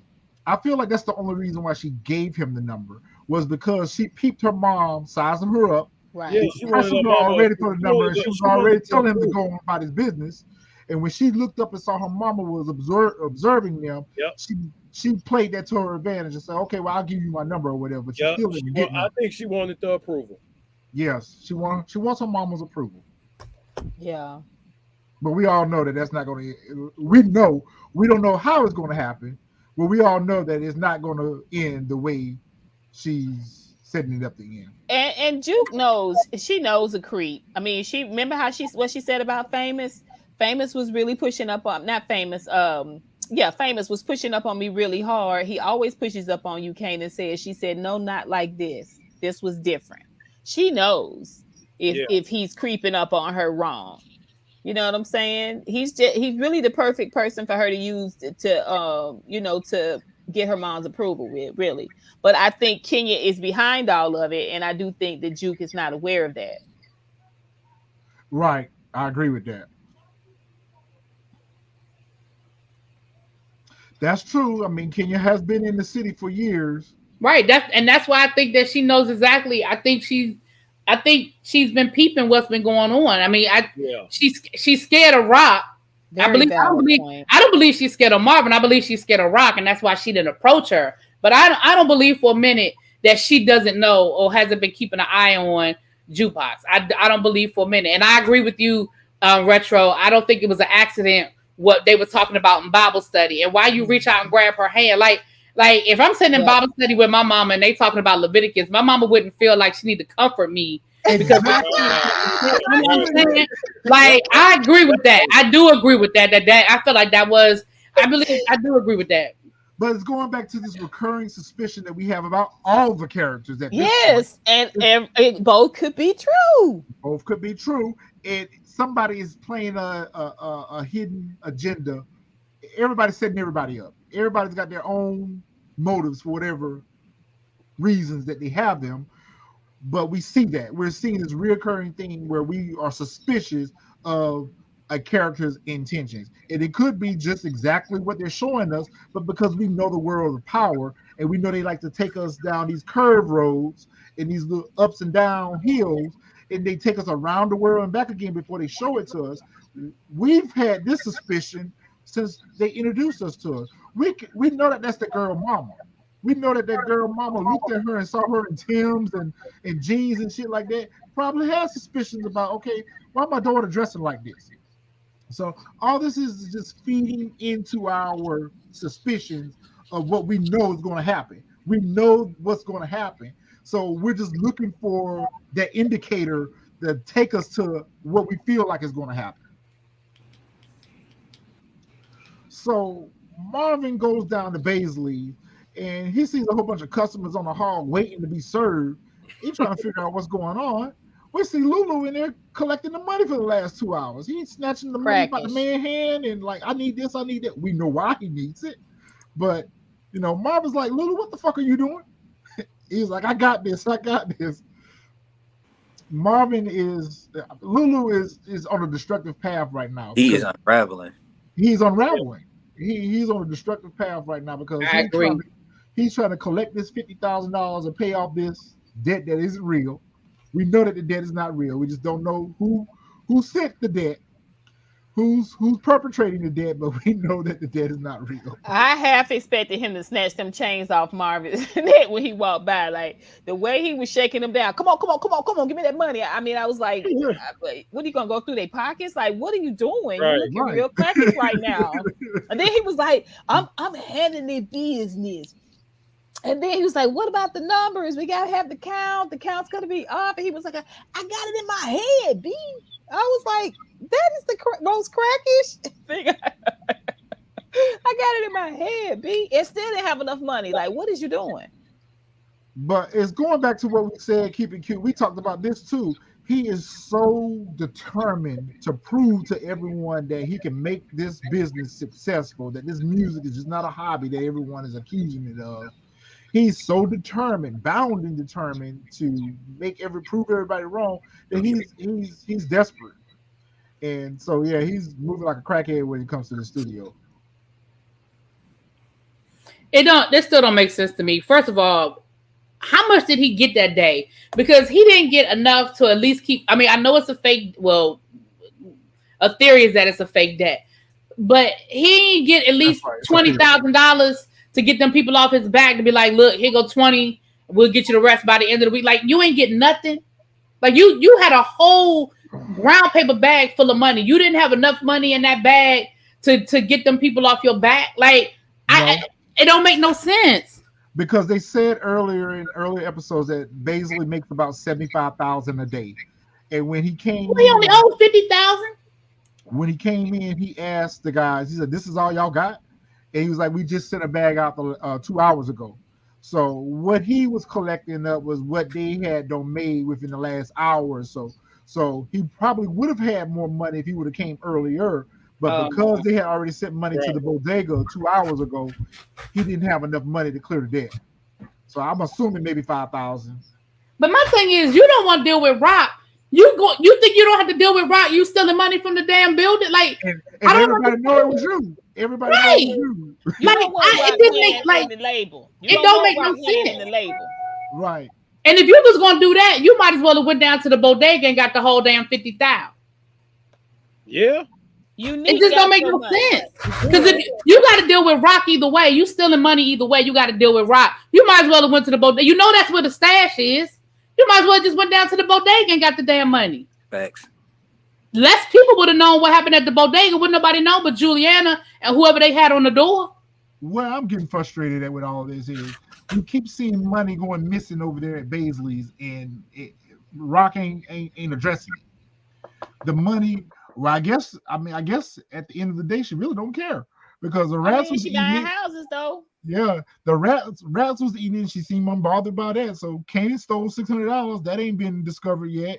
And then Lulu came in and got a whole brown bag full of it. So I mean, Rock, count your money. But she's not. I mean, she's trying to build an empire. She shouldn't be doing that anyway. She left Marvin in charge. Like I said, everybody's got their own agenda. Everybody off doing their own thing. That's why They're not moving as a family at all. no, You know, everyone's she's moving. got people in charge who's supposed to be handling it, but obviously she still wants control because they're not like, oh, I'm gonna kick your behind. Where's the money? He got to go talk to Rock about it. And don't have nobody in charge. Right, and Lulu has his own building. Why is he at Baisley? When she gave him a building, he has his own. What's going on from your building, bro? Really be. You got so much clarity. You must be on that. Because the more I think about it, I'm like, this whole scene made no sense. Make it make sense. So shout out to my girl. Really, I'm gonna give her flowers. Okay, I'm she's give her giving us clarity, baby. I'll write a dozen roses. Yes, I'm gonna give you a dozen of roses. My favorite flowers are actually calla lilies, but thank you. I'm gonna give you a dozen of roses because you said this in this episode. And I didn't disagree with you, but you said it that the mama was the CI and not Scrappy. And so we learned Detective Howard comes into the precinct and asks what she was doing down here, that Peg wasn't even working this case. And we learned that was the CI. And he learned that you gave Rock bad information that she reacted to. But why he act so nonchalant? Why he hit Rock with the, oh yeah, your boy, yeah, he ain't a CI, my bad. I'm like, you know he's dead. Like, it'd be different if he wasn't dead. You know this dude is dead. He was like, yeah, my bad. Like, part of the game. Part of the game. R.I.P. Scrappy. If he was an innocent civilian, it'd be different, but he's part of the game. He did seem like he felt bad about it. Right, like, my bad, bro. We saw the same thing happen with Ghost. We saw the same thing happen with Ghost and Roller back in Power. So I mean, it's kind of like what his response to her was. Listen, all y'all lying, cheat, and steal. You know, it's hard to be honest with people who are dishonest. So, now that's valid. That's valid. That was a very valid point. Yeah, I mean, she couldn't say nothing but agree with it. I mean, yeah, people perpetrating and lying. Yeah, but I'm not gonna get into that again. That's Rock's fault, 100%. So we see Jukebox back at the crib. She making her some tomato soup, and apparently Jukebox likes soup because we see her eating soup in Power. I'm sure she's gonna make her grilled cheese go with that. I'm almost positive. But you know what? In Power, that's what she had. She had soup and grilled cheese sandwich. I had to go back and find that scene. Look at That's pretty awesome, Retro. You know, I like pretty awesome.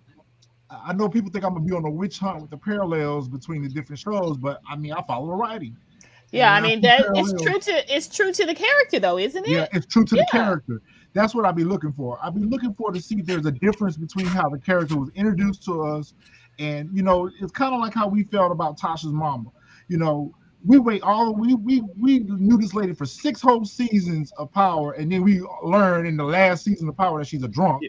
Right. You know, so I'll be looking for these little nuances to see if this character's still true to how we were introduced to the character, and it was. Jukebox at home making her some soup, and Marvin comes in looking for Rock. Rock ain't home, and this is probably the most decent conversation that they've had. You know, she wasn't as cold to him as she normally is. You know, but she's still kind of apprehensive. You know, she just, you know, when he asked, he said he was looking for Rock, and she said not at home. She's not at home. He knew then that the snub was over. Yep, the drought was over. Well, that's why he went ahead, because he knew that he didn't have no other chances of having any other type of conversation with her. But he thought about it, so I'm gonna use this as an opportunity to ask her about this Kenya situation. So he's like, well, when you gonna tell me about your mama? She was like, I wasn't. Right. Not never. Never. But I do believe Marvin is speaking the truth. We know that it's coming from a hurt place. We know that he's in his feelings about how Kenya left, and rightfully so. So we know that the things that Marvin is saying in regards to her is not just a man that's scorned about a woman that left him. There is some truth to what he's saying, but you know, everyone thinks that he's just saying it out of anger. He's he's warning her is what he's doing. He's warning her like, don't get your hopes up on what you think this is gonna be. This ain't gonna be what you think it is. Your mama ain't. I agree with that, and I love the fact when she was like, so you think you done a good job? He was like, but I was here. Like I might not have been father of the year, but I was here and still here. Right. Yeah. I feel like he got through a little bit. I mean, she ain't ready to forgive him, but she definitely listened to what he said. But I think this may be what brings them back together. It might not bring them back together where they're lovey-dovey, but I think it brings them back to a point where they can be cordial to each other. I don't know if she's going to move back home behind it. But she ain't going back. I think that when all this comes out about Kenya, I think this is what's going to bring Marvin and Jukebox back to a point of understanding. Marvin said Kenya's always been about her own ish, always has been. I'm gonna be honest. I don't think it's gonna bring them back together, and then I'm gonna tell you why. Because it goes back to my theory.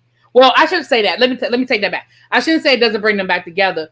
But my theory is Rock is the reason why she left in the first place. Now I ain't saying I'm right, but that's my theory that Rock has something to do with her leaving in the first place. And when all of that comes out, I think it's going to push Juke further away because right now Juke feel like the only people she have is Rock and her mother. She don't trust Lulu anymore because Lulu stole her song.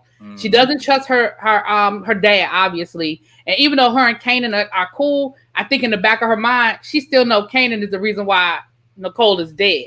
So right now, the only two people that she really, I don't even know if trust is the word, because trust I think is a strong word for Jukebox too. But the only two people that she's allowing in a position in her life is her mom and Rock. And I think when the whole situation where her mom blows up, I think she's going to find, and it may not happen this season because we only have 2 episodes left, but I think Rock has something to do with her mother leaving. I don't think her mother just voluntarily packed up and left. I think it has something to do with Rock. I really do. I agree with that. And even if Rock is not directly responsible, because I want to hang my hat on that too, really be. I really do want to hang my hat on that and feel like Rock is somehow, some way connected. Maybe it's going back to somebody said it in the comments that she's scared of Rock. So whether Rock directly told her to leave or threatened her, I think that knowing who her sister-in-law is, one way or another, Rock is a root cause. That's not beyond the realm of possibilities. I'll say that. Rock down here at this hotel, again, she took that information where old boy said he was staying at. She down here in the lobby waiting for him to come through.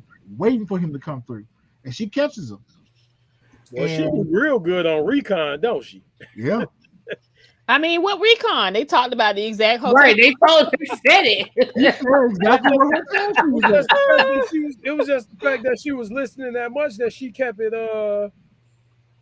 She didn't forget it. She didn't forget it. She used it as she's an opportunist. I see the titties worked on Juggy too. The Jugs worked on Juggy.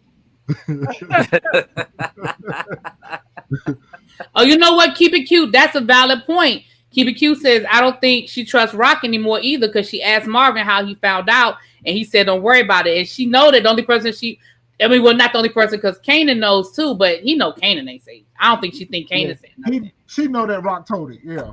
Listen, Rock is in charge of the girls. Okay. You can't have a Kenya and a Rock in the same space. I'm telling you, Kenya is just as manipulated and controlling as Rock is. It's just different. I agree. I agree with that. I agree with that too. She definitely ain't no innocent church girl. She is not who she's presenting herself to be. I agree with that 100%. Yep. And she's hiding behind this facade of the church. She's hiding behind this church. I agree. I wouldn't be surprised if she's not giving that pastor/teacher to reach around. I wouldn't be surprised about it. She might be giving her. Listen. It's funny you should say that, Miss Honey, because in the back of my mind, I get those vibes. In the back of my mind, especially remember when it was coming out of the Bible study, he pulled her to the side. They having a one-off conversation. Yeah, I wouldn't be surprised if she giving the pastor a reach around. Yeah, and singing him a lullaby. You know, he probably an old freak. She giving it to him like he like it. And going back to what y'all theory is about her being responsible for that mini sermon at Bible study. She definitely. Directed solely at Jukebox. Her and the pastor could be, Well, yeah, I definitely feel like that. I definitely feel like, because even when I was watching it, I was like, this is real specific. And then when she reached out and grabbed her hand, I was like, a message to you. Right. Message. This is the At the message. same time, it's going to be okay. We're going to work on you. That's right. That's what I got. Right. Yeah, at the same time, Corey at the other end of the table winking. Right, exactly. Right, exactly. I mean, you talking about being indoctrinated. Subtle, but it's there. Right. It is, isn't it? Coordinated that whole thing. Oh. When my man got the number, she in the back smiling and everything. Get out of here. Rock said, oh, no. We already got one of you here. And I'm in charge. I wouldn't be surprised now. Again, this might be reaching as well. I wouldn't be surprised if King is not behind his little boy pressing up on Juke. She definitely is. Yeah, well, like, yeah. I don't know if he's. I don't know if she's behind it, but she definitely encourages it. Mm-hmm. Yeah, she's not opposed to daughter. it. We know that. Yo, she's such a nice girl. You should talk to her. Yep. My daughter talks about you all the time. She definitely likes you. She's just shy. Yep. Yeah. Yep. Yeah, because when we first saw Corey approach her, he was like, "Oh, you Sister Kenya's daughter. How did you know that? I'm just a person here at the church. How do you know who I am?" So, yeah, Kenya working her own agenda as well. Yeah, that cake been baked. Yeah, and now she's putting the icing on it, mm-hmm. layer by layer. She's made a layer cake. What does that mean? That cake been baked. What does that mean? Cake been baked. I don't know. I heard Burke. She's icing one layer of the cake at a time. She's taking her time. That cake been baked. Icing the cake. Oh, I like that. That cake been Rock baked. notices that Trayvon's face all bruised up. He said, "Yeah, I fucked myself up getting out the shower." Sure. Sure you he slipped out the shower and ran into Cartier's fist. He was in the same suit. He slipped out the shower and he fell on Cartier's fist. I guess so. Cartier would put a hurt on him. Cartier just beat up all his workers. I wouldn't want to work for Cartier. He be slapping people. That's so pimpish. He's slapping the men. That's why I said that's why I said earlier about him being a pimp. I said we know how to slap. We know he know how to slap like one. This pimp head strong, ain't it? You know. You don't need no baby powder. Yeah. He do put his hands and look like he bit him. Really, I was like, what kind of? He had to do something though, because then at that point, Rock was gonna look at him as weak. Yeah. I hate this white man haircut they done put on my boy though. This is weird. But he wears his hair like that. You know, that's how you remember skanks. I don't know. I feel like it wasn't that swoopy on the side like insurance salesman feeling. Giving me insurance. And that's on the top. He was in when they Shaft. He was in Shaft. He wore his hair like that. He did. Sure he was in Shaft. Well, not like that, but he wore. You know, he wore his hair in a unconventional way. Listen, Ebony, we've been trying to figure this out too. What does Kenny go to work at?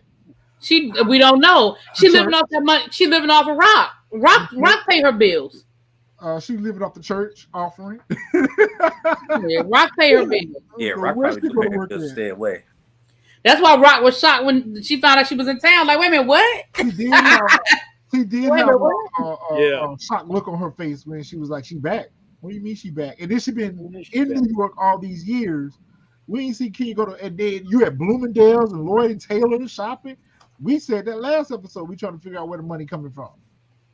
Mm-hmm. So I don't know if she's another Mecca, but I think that, remember I said it in the episode, maybe she did have a hit song or whatever, and maybe she's just living off the royalties or something. Xavier is crazy. He said Rock needs to be. Maybe she works the same field as Palomar. That is crazy. Maybe she got some alimony. Yeah, just because she's married don't mean she got money. I know people who've been married 3-4 times and they broke. They married the wrong person. Damn. Yikes. Right. I mean, I'm just saying, being married don't make you. You know what I'm saying? No, not at all. Yeah. If Rock was giving her money, yeah, it's cut off now that she's bad. Yeah. If Rock was giving her money, unless Rock gave her a lump sum and she just been, knowing how to make her money work for her. I think, like I said, it's more to her story. It's definitely more to her story. But she hasn't had a lot of dialogue. She's been kind of the rudder with driving the juke scenes. Yeah, and that So irritates that me makes me too think because she's not going to stay around long. we're spending more time on other characters where she's important to the story. So we need to see a little backstory, So I guess we'll get that in a later season. But yeah, I'm irritated with that too. That she's just kind of just like in the background. The only time we'll see her is a scene that Juke's going to be in. But I think we see enough of her influence in the way Juke is changing to know or adjusting herself. Oh, my bad. Okay, I was wrong. That was Jeffrey Wright and Shaft. That wasn't him. My bad. Okay, you're right. That was Jeffrey Wright. Yeah, you're right. My bad, y'all. My bad.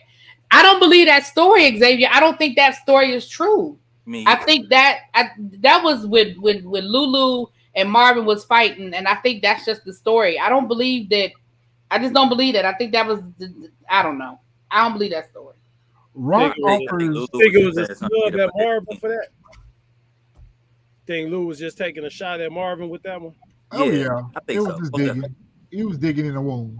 He was digging in the That's all that is. Oh, you know what part we forgetting? Go all the way back to what we were saying about the mama knowing what's up with Juke. Remember what Marvin said? You get that from your mother's side of the family. Yeah, I brought that up in You brought that up last week, I think. I think it was the episode that they introduced her to. I brought that up. Oh, he did say that. That's probably why she recognizes Juke's. Which right, that might be another reason why she sort of sees stuff. Exactly. Yeah. The guy in this episode is from Greenleaf, but Jeffrey Wright was in Shaft. I'm getting the two people mixed up. Rock makes Tremont an offer that I give you more work and for less cash and less headache. So in other words, I ain't gonna slap you around and bully you. Better product at a better price. Right. Yep. Until Marvin get a hold of you, Marvin will slap you around. Right. Or Lulu gonna batter up on you. Lulu ain't battering up on no damn body. And Marvin ain't slapping nobody either because he took that money from Lulu. And he's in management classes. He's in now. He's in. He's openly aggressive. He's gonna breathe. He's gonna practice his breathing techniques. He kind of Marvin ain't slapping nobody around. Not this. Yeah, that was him. Yeah, Tiger Wu. Tremont says, well, you awfully bold pushing up on me like this. What makes you think I'm not gonna go back to Cartier and tell Cartier that you're trying to snuff me from up under him? She's like, because I know you don't want to be bothered with him no more. So you'll call. And it makes it's smart business. And she's right. He is gonna come calling. It's good business. Yeah, it's good business. This is business. We finally see Rock make her first move towards Cartier's organization. But see, the thing about it is, though, you don't know what Cartier got out here. Cartier got soldiers and an organization. Rock, you ain't got nobody but your brothers. And I don't understand. I don't infrastructure to go to war with anybody. Exactly, and I don't understand Rock what she's thinking of. It seems to me, why wouldn't you work with Cartier at least until you, like you said, you get a little more? You can't handle. You didn't bit off more than you could chew out there in New Jersey. Exactly. You still got to deal with Unique and the Italians. Like that shit ain't done. Why are you making an enemy out of Cartier? I'm not saying eventually you don't do that, but why are you making an enemy out of him right now? What is? I don't understand. To her demise because she's dipping her hand everywhere. She's a little bit over here. She's a little bit over here. You're doing too much too fast. Slow down, little mama, and take your time with this because you can do this right. Why she ain't got Kanan with her? Moving too quick. But Marvin don't told her this. Marvin has told her this. Slow when they were trying to move out the Jersey, he says, "Sis, you moving too fast. You need to slow down." And I don't understand what the sense of urgency is. Like I don't understand why she feels like you moving fast and not smart. It don't make sense to me. Like Cartier is an ally right now. Now I know eventually you can't trust him, and that's fine. I respect the fact that she knows she can't trust him. But for right now, you learn.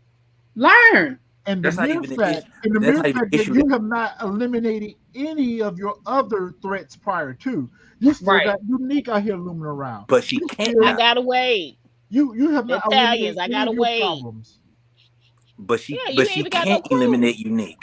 She should have eliminated Unique when she had the time. Now that Unique is with the Italians, you absolutely can't do that because that's gonna do nothing but further piss them off. So now, since they allies and they're working together, you got to put that whole situation on But hold. another thing is, you're not even sitting back and coming to realization. You're not spending any time in hindsight.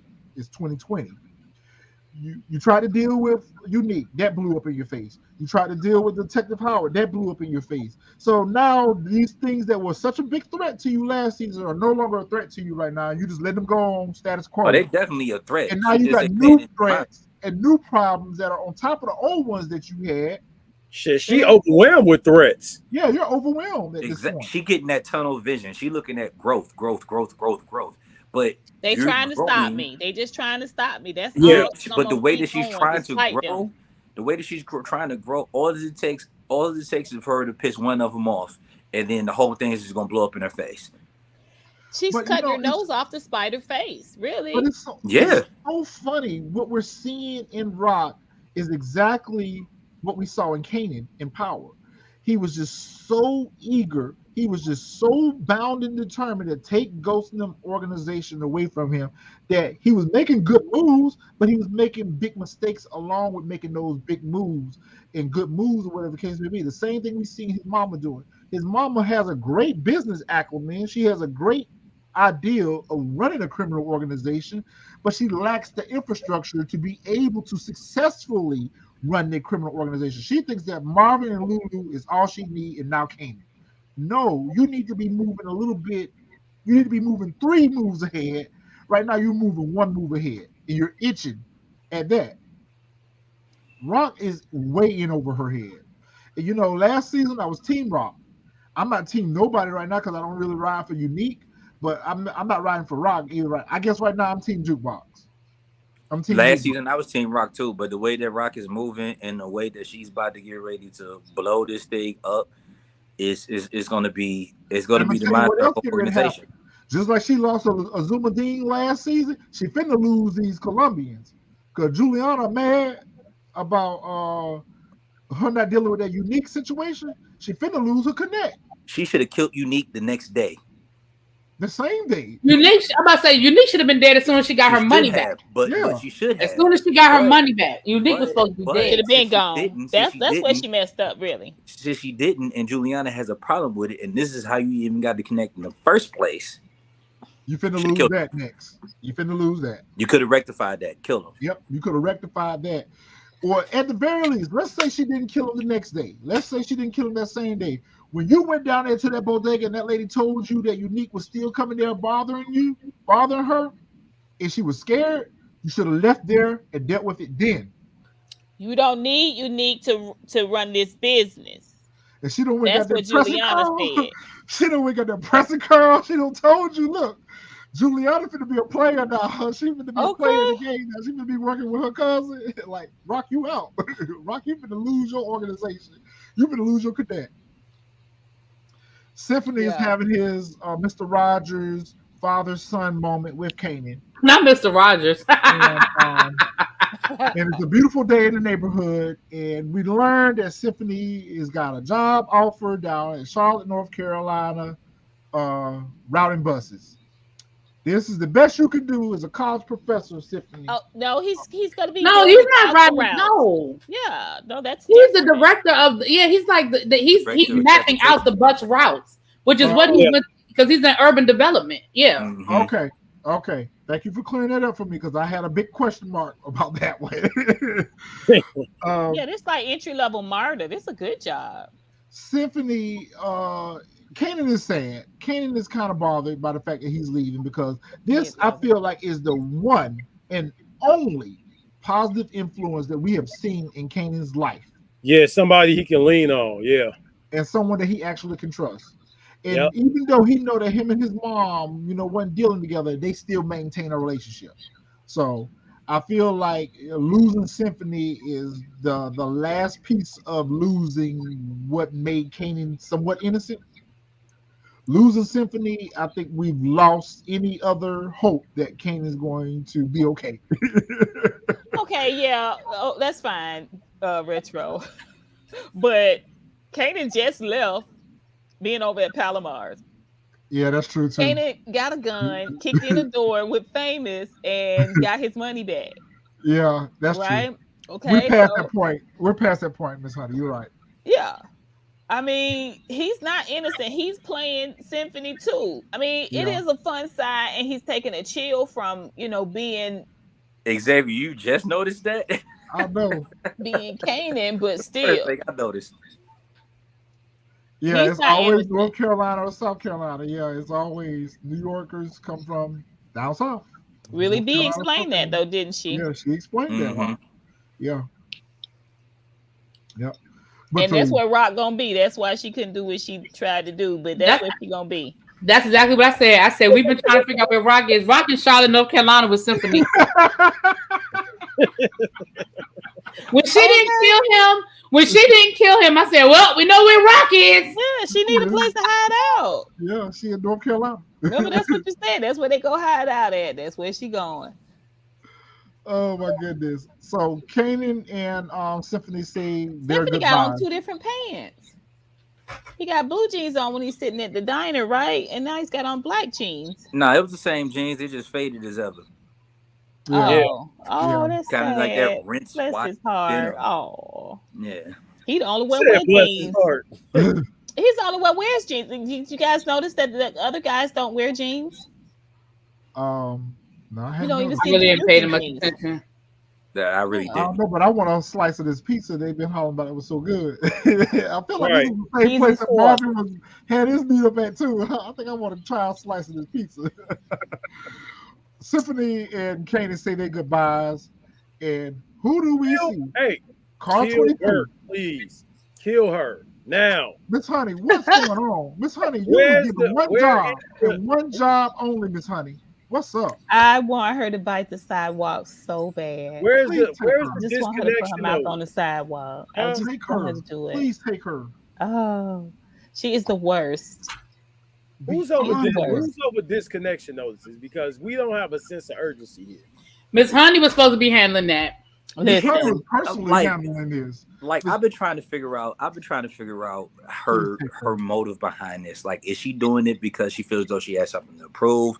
You know, that she just didn't get the job because of her dad. Like what is her interest?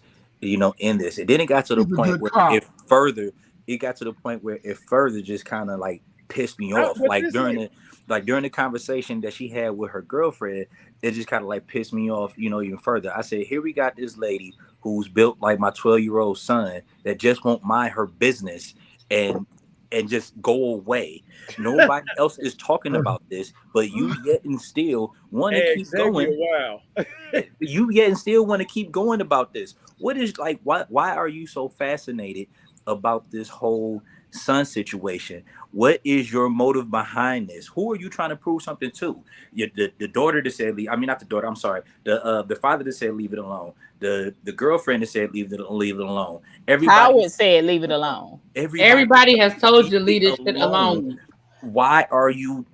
She's not working on anything else. She's right. I keep saying it's New York in the 90s. Do you know how many murders you had to work on? She's illegally questioning people, just completely out of line. Excuse Detective Burke. Here, can you hear me? Knock. Can you hear me? Can you? Listen to me. Listen to me. You're going to get yourself killed. Go away. Go far away from this as possible. Everybody, I get everybody in the chat. Retro saying she's trying to be a good cop, but at the same time, good cop. Hell, this ain't no damn police work. In her mind, it is. A lot of people like to compare her to Angela. She is not. It's not even Angela. close. She's not Angela Valdez. No, she's not. Angela Valdez was on a dating witch hunt. Ghost. She was on a witch hunt to further her career. She is Blanca Rodriguez. Ever since we've seen Blanca Rodriguez, she's determined to find the bad guy. She's determined to find the truth. That's who she is. That's what Burke is. Burke is trying to make a big deal out of a lie.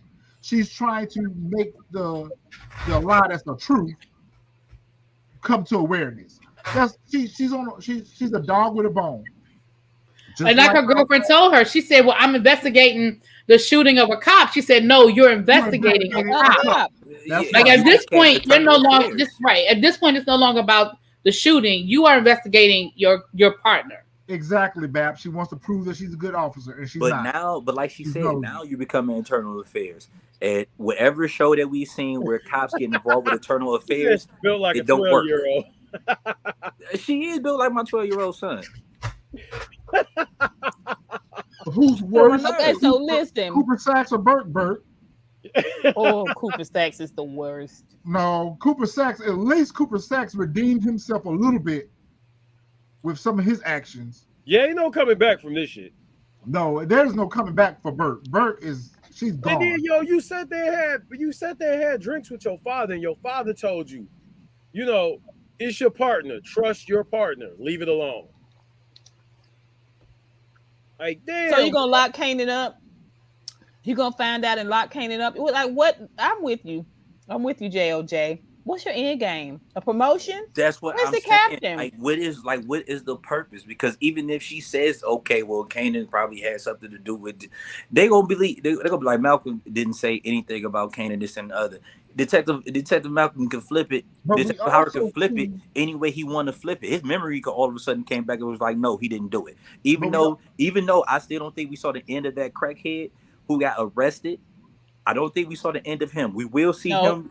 I think we will see him towards probably the last episode. We will see him as they get out of jail free card, because Detective Burke is somehow, some way going to end up questioning him. But what is the end game? What are you trying to, like?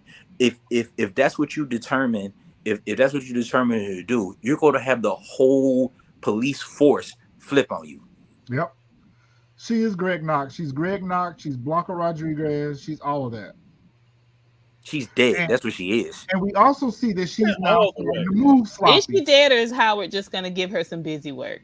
No, I think he's going to give her some charges. I already told y'all what's going to happen. That's how he's going to get rid of her. She's going to get a case. But I think he's trying to get her in trouble professionally, because then nobody's going to. That's why he went to go see Nicole's dad, because remember, I was wondering about that. Nicole's mom is trying to get her job, and remember, she got caught up in that.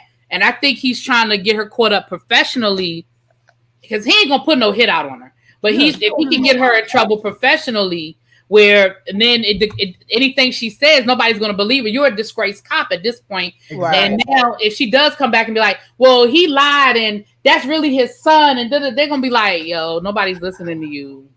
Not gonna lie, really, B, you're really on tonight. Like, you are on.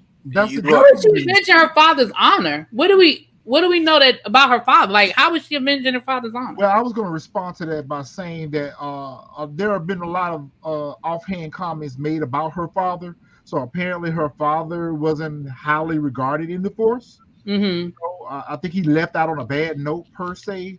He pissed some people off, basically. Well, but her father told her to leave it alone. So, but she's gonna do the same thing, though. But she's doing it to herself. She's already making sloppy moves. It's just like what happened with Blanca. The reason why she couldn't take Ghost and stuff down, because she started doing shit that was underhanded. When she went in that man's room and searched and found that search and seizure for that phone, it was supposed to be a look and peek, not planting evidence and stuff like that. Right. She's doing it. Right. We're seeing her doing it when she's down there looking at confidential informant information that she's not supposed to have access to. And we saw that man ear hustling. What I said in earlier episodes, that somebody in the force is going to go back and tell Detective Howard what she's been down there doing in records, and that's what's going to get her ass fired. She's going to get fired first. First off, let's talk about this. Let's talk about this screenshot you pulled up, man. Why she look like that? Because she fans watching. All she needed is the binoculars. She fans watching. She's the wire. She on the roof. She's the wire. She's on the wire. She's calling in this. She's on the phone tap. And then when she pulled over Symphony, first of all, Symphony, you didn't have to say none of that stuff. But I do like the response. I do like his response. He read her real good. He read her the same way I probably would have read her. Mm-hmm. Because, first of all, I got to see what you're stopping me for. Mm-hmm. Okay, now that I know that it's not about a traffic violation, listen, I ain't got to answer none of these questions. Yeah. Well, how do you know? How do you know such and such? Yep. Rock over here trying to buy this white picket fence, and ain't nobody going to stay over here in this white picket fence with her. Save the money, Rock. Rock on her way to Candyland, boy. Rock is trying to buy this white picket fence and a dog out front running around in the yard. Ain't nobody gonna live over here with you, Rock. It look haunted as hell. What is that? Where's that girl? When you gonna put a barbecue grill? I mean, where people gonna park? What's going on, Rock? No, she in upstate New York. She in Westchester. She in Westchester. That's where she is. Look at that long walkway. I look can't like bring that my house on pants look like the house on all the way Intruder with down Michael there. Ealy No. It do look like the house on Intruder. That's what it looked like. where the dude was living in the walls and shit. Yeah, that's what it looked like. Froggy. I see that. The lady told her, listen, the seller is very excited about your offer. However, the homeowners association need to see them bank statements. That's bullcrap. And these folks say that you finna be in the home association. They want to know what you about. She says, conveniently, I own a record label and an armoire. So gives us credence to the theory that Rock could possibly be behind bomber clocks running up on whatchamacallit, because she said that awfully confidently that she had a record studio. But she knows she can get when Lulu Lou borrowed that money, they talked about it though, didn't they? That is true. That is true. Lou but not only that, but what happened to the hair business? I brought that up. I brought that up before too. Like I thought, why wouldn't that be the first thing out her mouth? Why would this be the first thing? Like you literally just that's new. Why wouldn't it be you have a hair business? Wouldn't that be more established? Wouldn't that be more? That's why I go back to, is Rock really behind this bomber clock thing? The Lulu shakedown? Yeah, the Lulu shakedown. The Lulu shakedown? I can see that, Angelica. I mean, Rock, I just don't know. She just doesn't seem connected right now. It just seems like a lot of things are happening to Rock. A haunted house for a wicked witch. That's a fact. And she's not really being effective. I don't know Krueger house. Who could she be working with? I don't get I don't get that. Rock is has such tunnel vision right now. I don't think she's setting up a scheme with the Jamaicans. I don't think so either. I just said that just to say it, but I really think it's Cartier that's hitting them Jamaicans. But I don't know. She just said that so matter of fact, going back to what your comment was and what I've said in earlier reviews, why isn't she falling back on her hair salon or the hair business that she got or whatever? It just, with confidence, the first thing that comes out of her mouth is the studio. Seems like something that angle that she's working on the side. It feels like it. Symphony, we already talked about that, got pulled over by Burke. She said, how do you know Kanan Stark? He says, the better question is, how do you know him? I'm asking the questions here. Because he's my student. So what you asking me about him for? He's in high school. But isn't How is he your student? Isn't he in high school? Get out my face. Inspector Gadget. All she doing is showing how much she knows, how much she Go Gadget go. Weird. Go Gadget go, Burke. You found another clue. Oh, she gets on my fucking nerves. And here's the crazy. Here's the crazy thing. I don't think she has. If her theory is correct, that seems like that will give her more of a motive to lay off. Right? If you feel as though that this is your son and this and the other, so now you would think like, you know what? Let me definitely lay off because this probably not gonna go in my favor. Detective Howard is well respected. He has the police force. She has the streets. Yep. You ain't gonna win. You're gonna lose. You're gonna lose. But whatever. Okay, how old is Detective Howard? He was a detective in the 70s and had a CI. How old is Detective Howard? He old. Mid-40s. He got to be. Say like his 40s. He got to be. How he in his 40s? He was a detective in the 70s and had a CI. So if he was 20 in the 70s, this is 1990. So 1990 what? 94? 91. Yeah. So if he could have been a detective in his mid-20s. Yeah. Maybe mid to late 20s. 20 years later, that's late 40s, early 50s. Yeah, he's late 40s. Yeah. Jukebox goes down to this You guys are repair wrong. shop to get And I won't this. even say how I know you guys are wrong, but you guys are wrong.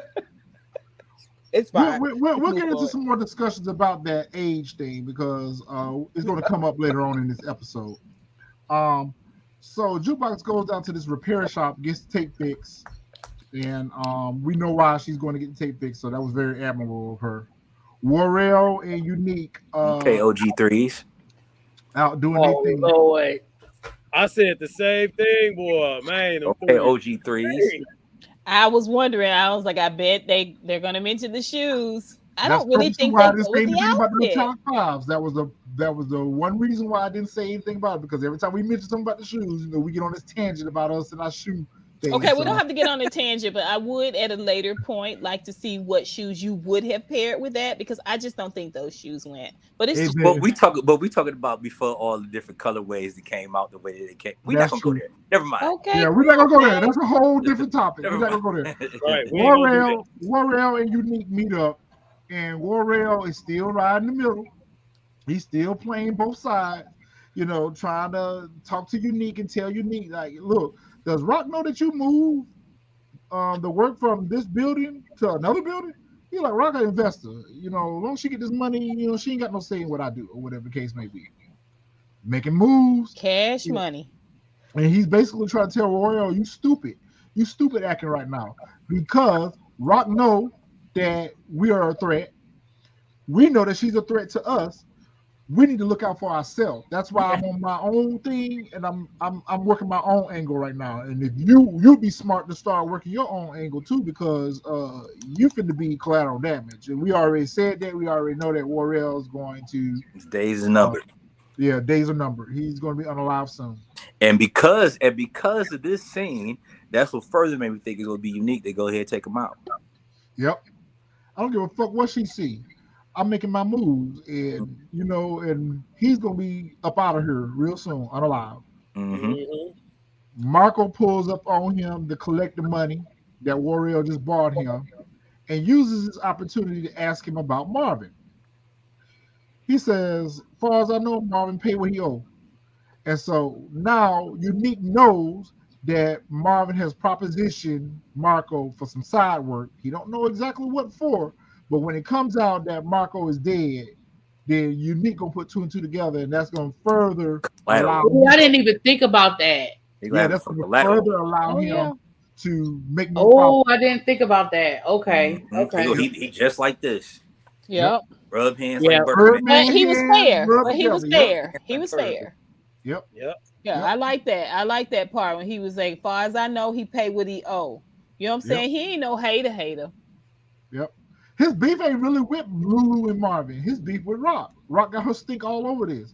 His beef is really with Rock. He don't associate with them because them her brothers. But at the end of the day, he ain't really got no real beef with them. His issue is with Rock. Yep. He know Rock is the root cause to all his problems. Burke down here at Records, again, if anyone finds out I shared this with you, I'm going to be fired, Shannon. She don't care. She don't care. She don't give a shit about you being fired. Give me this information. Buddy is trying to, first of all, I fought him. Quit giving it to her. You know that your job at risk. You know she keep coming down here asking questions about the same.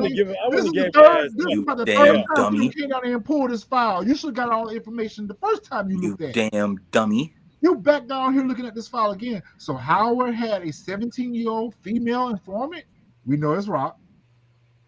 But guess what? I just unpacked with that. Rock sent Def Con to jail. Rock set Jeff Con up to go down. Who was she snitching on? She was Detective Howard's informant. Who was she snitching on? Def Con. Probably.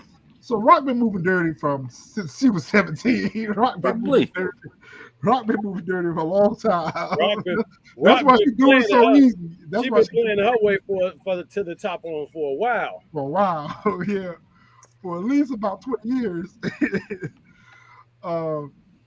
We see this. But I mean, it's not far fetched. Hey, Ghost sent Kanan to jail. Yep. Tasha, yep. Mm-hmm. Yep. So we see this cop, he ear hustling. So we already know he finna take that back to Howard. But it's like, listen, what about my nephew and the shoplifting? She's like, oh yeah, I got you. She's like, yeah, I got you, sure. Now back to this informant. So you're using the dude, and he's too stupid to realize that she's pumping you for information, and you just study feeding him. Yep. I mean, he'll lose his job if anyone finds out, but they in broad daylight. And They're other right people there around. in an open room. Like, it's crazy. He breaking it down for how it goes. No names, but ages and gender. And then she rolls it out for us. I was like, oh, she's gonna eat a sidewalk for this season is over. Yep. Joaquin, so we at the restaurant now. So Joaquin, whatever the hell his name is. It's either Jean Quinn or Hakeem. Hakeem, whatever the fuck his name is. My cousin Juliana remains upset and unhappy. Joaquin is basically telling Rock that, listen, what's going on with this whole situation with Unique, because he don't came and kidnapped my cousin, and my cousin is not happy about the fact that you're working with him. And Juliana was like, we don't need Unique. So, Juliana act like a wife. Is that your cousin or her cousin? Kissing cousins, I guess.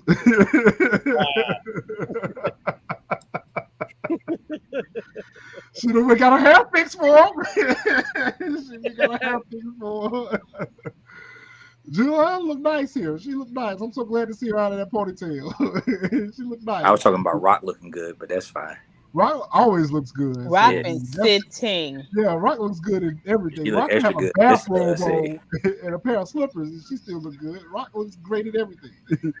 So we already know that there's dissension in the group, but Juliana be on point because she keep peeping stuff, but she don't speak on it. Just like she peeped Warrell and Unique outside the bodega talking. She hadn't said nothing about that. She peeped old dude watching them at the restaurant. She didn't say anything about it. I thought she was looking at the fact that thinking he was checking her out. But now that you put it up here, it does look like she's suspicious. Yeah, she's suspicious. But she be checking it out. She be checking out everything, but she don't always speak on it. So I like that about Juliana. She peeps. She be peeping on what's going on. Tremont has sent Abraham in here to infiltrate what was this meeting about. So obviously he's been tailing Rock since their encounter at the hotel, and he's trying to make it. He's trying to make sense of this. He's trying to make sense of whether or not I need to get into bed with her. Did Cartier send her to see how I will move? He's really just trying to figure out how he needs to proceed with working with Rock. Right. Because following them, clearly the words hit their mark. Exactly. He's like, listen, we need to find out about everybody in that room and find out what's going on with that. But we all know that he's going to end up working with her. Lulu's getting in his car. They don't came bust his tail light out with the baseball bat. They jump him. They give him a fade real quick in the alley. So did he have the blicky on him or what? Like, did it hit the ground? He had the blick on him, bro. He was reaching for it. Okay. He was reaching for it. AKA money for the labor. He stole it. He sold it. He was reaching in gun jail. He was reaching for it, but again, what do we feel like this is? Do we feel like this is a situation where somebody sent him to his He's whereabouts? Definitely being positioned. It just feels more posturing for me. It just feels like this is a situation that ain't what it really appears to be. Actually, who was working on setting him up was Crown. Far-fetched idea could be that Crown set all this in place before he got killed, not knowing he was going to get killed. You know what I'm saying? Because he was trying to pressure Lulu out, it seemed like to me, but maybe he was just, a gambling habit and sold the soundboard for money. I don't know. I was mad got caught lacking in the alley. He could have got left right there. Like, dude, what are you? I hear what you're saying, Miss Honey, but I still Not feel gangster. like Cartier is responsible. I feel I like think you're right, but I'm just saying, putting some other things into perspective. The real person that for sure showed us that he was working to squeeze Lulu out was Crown. When he went to Rock, he said, "I want him out, and you want him out. Let's work together and get him out." oh, right, right. I guess you're right. Could have been. We're gonna see. We're gonna see. So he gets beat down in the my slides are acting up, y'all. So he gets beat down in the lobby. Booted up. Yeah, booted up, stomped out, and they were like, listen, we just want to reiterate with you The urgency. The sense of urgency on you paying this debt. The sense of urgency on you paying this debt, sir. You don't have much time to come up with this money. So in case you had any doubts that we were playing with y'all, playing with you, we ain't finna play with you right now. They want their peas. Right, they want their peas. They want their peas. They want their peas. Or they gonna take that studio. Right. Everybody's trying. I was like, was it that easy to get studios? Because gosh. You know what? That frustrates me too, Ebony, because we seen, going back to what Really B was saying earlier, where did the money go? We seen him come get the money from the trap house. Where did the money go? Why didn't he give him, listen, I got this much of it now. I'll get you the rest by the end of the week. Right. Could have been. So it's one of those situations again where you have to ask yourself, oh, I didn't know it was a cutoff on the slides. Okay. All right, cool. It's a situation where it's a whodunit, or what's the reason behind it. We see Rock gets a knock at the door, and it's Symphony. He's coming to tell her goodbye. Her heart dropped. Her heart dropped in her chest. Her heart dropped. Oh, There's a different side of Rock that I ain't expect. No, Cartier don't get none of that. That's the side that they always show her when she interacts with him, though. That's the side that they always show us with Rock. But as soon as he bring up Kanan, she go Ice Queen. Yep. Keep it cute. That's what we were saying before. Why we think that whole situation at the apartment with Famous is a setup, because I think that was I do think that's part of the setup, because whoever put Famous in that apartment, I do think that's a setup. And that could be. That could be. But going back to what you were saying about that's not a side that we see Rock, she doesn't show Cartier any of that tenderness. No, she doesn't show him that tenderness. That tenderness is reserved for Symphony. And pretty much every time that's personal. Every time he steps on the scene, we see her, melt like that. Yeah. She got feelings for the dude, but she give him this hard exterior all the time. She give him this ice cold queen, I'm a bad bitch boss chick all the time, but she don't never let her guard down. And that's one of the reasons why she keeps running this man away. Like, even in this moment, he's still showing loyalty and honesty with her. Like, listen, this white chick pulled me over and asking me 50 million questions about Kanan. And she, what you say? Like, I just he was like, your secrets are safe. I don't have no secrets, bitch. What? Right. Your whole life is a secret. Right. And you do nothing but lie. You lie about everything. Really, B, that struck a nerve. That struck a nerve right there. She was just like, I don't have no secrets. Girl, what? Like, your whole life is a secret. What are you talking about? I did not like this hair on Rob.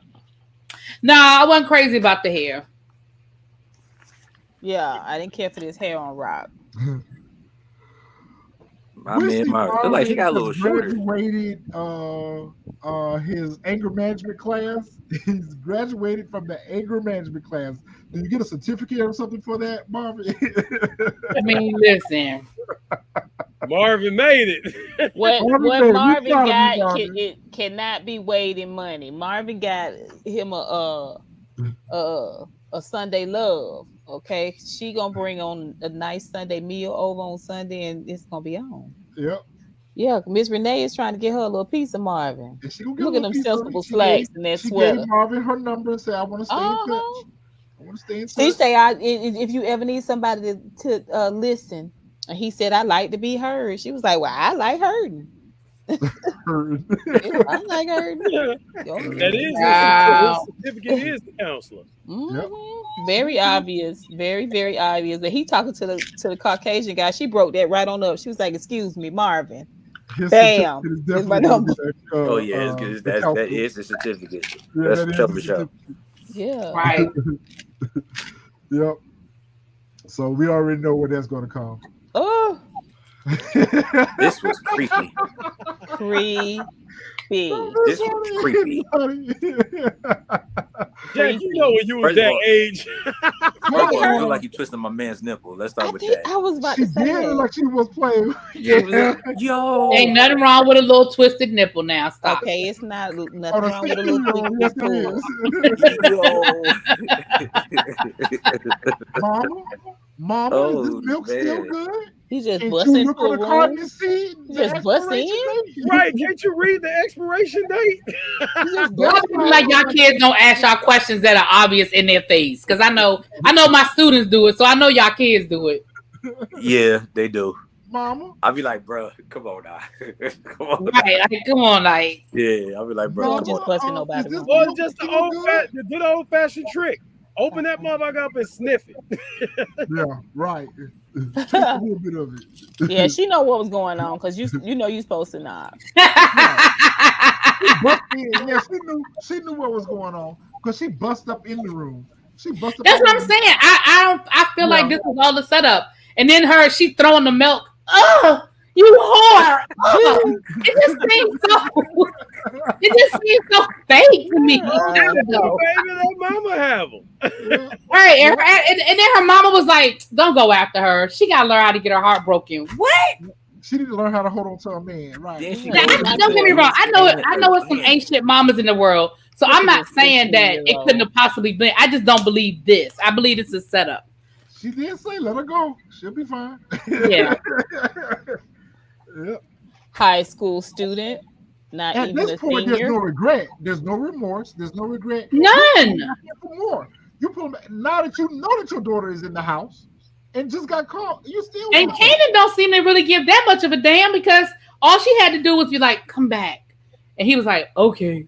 Like, he was right back in. Yeah, like Kanan don't give a damn. Right back at it. Don't put a spell on him. Of course, yeah. I mean, that young, it's over with. Yeah, you that young and you got a pussy fairy, don't put a spell on you. What you see how he was breathing all heavy and got the shivers. Why Jackson there acting like that wouldn't have been him. Right. Who at 15? Yeah, you at 15. At 15, I was a different type of animal, and I was raised a hell of a lot different. So we gonna go there. So yes. This was you at 15. We gonna go there. I love the uplighting. I love the sex light. Like they just really got the whole room look like PUSSY. Yep. Yes, it's meant to draw him it probably down. Smelled like Badussi. It probably smelled like Badussi too. Yeah. And it definitely. Bubble gum. At this point, Palomar has no concern, no interest in her daughter being upset at all. I don't care. Come on back here and finish doing what you were supposed to be over here to do. Right. Get your ass back over here, boy. You're my girl. Even mad I gave you that gun. Right. Oh, it's so funny. All right, Really B, you back. All right, so we knew this was going to happen. Mm-hmm. We knew exactly what was going to happen. We knew that Lulu was going to go running right over there to Cartier and beg for help. Mistake number 2. You made the first mistake when you went over there begging for his help for that soundboard. Now you back over here in this man again, Lulu. You in the life, you in the game. You already know you don't go ask another man for no help and think that there ain't gonna be no debt to be paid for this help. Just like you did Crown. Exactly. Just like you did Crown. Yeah. They all, he looked demonic right here when he said, "I want half of his half." Yeah. Ebony, we agree. All of them work for Cartier, including the singer. All of them. All of them are part of his harem. All of them. Yep. He's just moving pieces. He's moving pieces around. At this point, he's not moving pawns. At this point, he's kind of moving pawns a little bit because he's trying to see whatchamacallit. But Lulu is actually one of his chess players. He should be one of Rock's chess players. I think there's gonna be some shit that Rock has to get Lulu out of. Exactly. Cartier know when to pounce.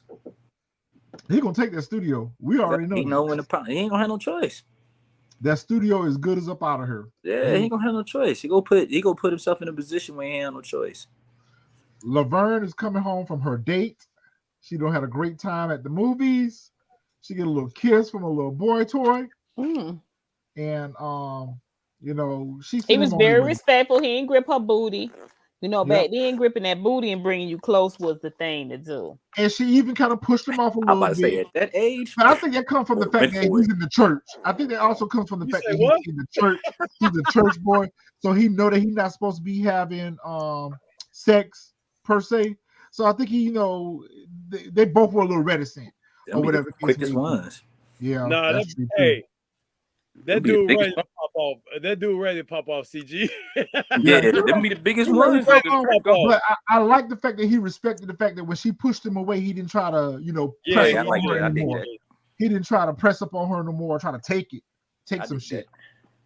So this goofy motherfucker, why is he still alive? Why are we doing this? I thought he was dead. That nose pisses me off. That nose really makes me mad. He's still here. I was like, just in time for Halloween. Look at this nose. But that motherfucker do like a Halloween mask. But like a whole Halloween mask. For real. We knew he was an F up from the last hit that he was supposed to do. So this was perfect. It was the perfect time. I don't understand why they brought him along. Though. I ain't look for that man to still be around. But they tied it all together because they knew he was gonna F it up. They showed us. It was such an epic mess up. Yeah, they showed us the same. Yeah, they showed us what to expect because of the Catskill. Yeah.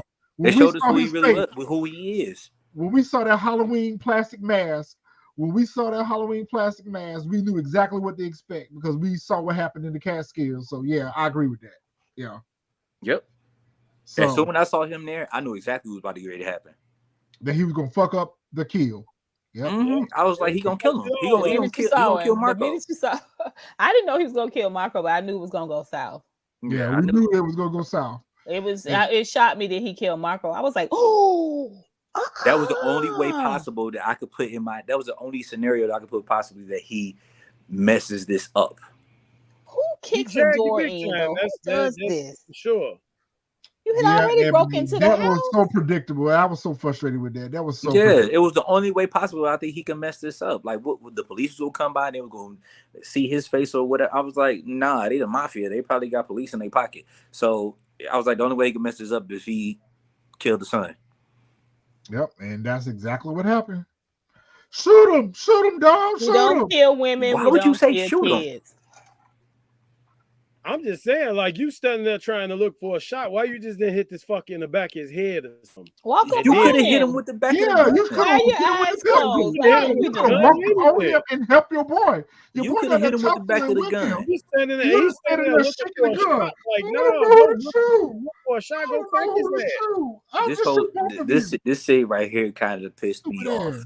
This is the only probably part of the show that really, well, besides Burke, but as far as the writing go, this part kind of just pissed me off. That was unbelievable. That was predictable, unbelievable, and stupid. Just stupid. Nobody in their right mind is going to shoot.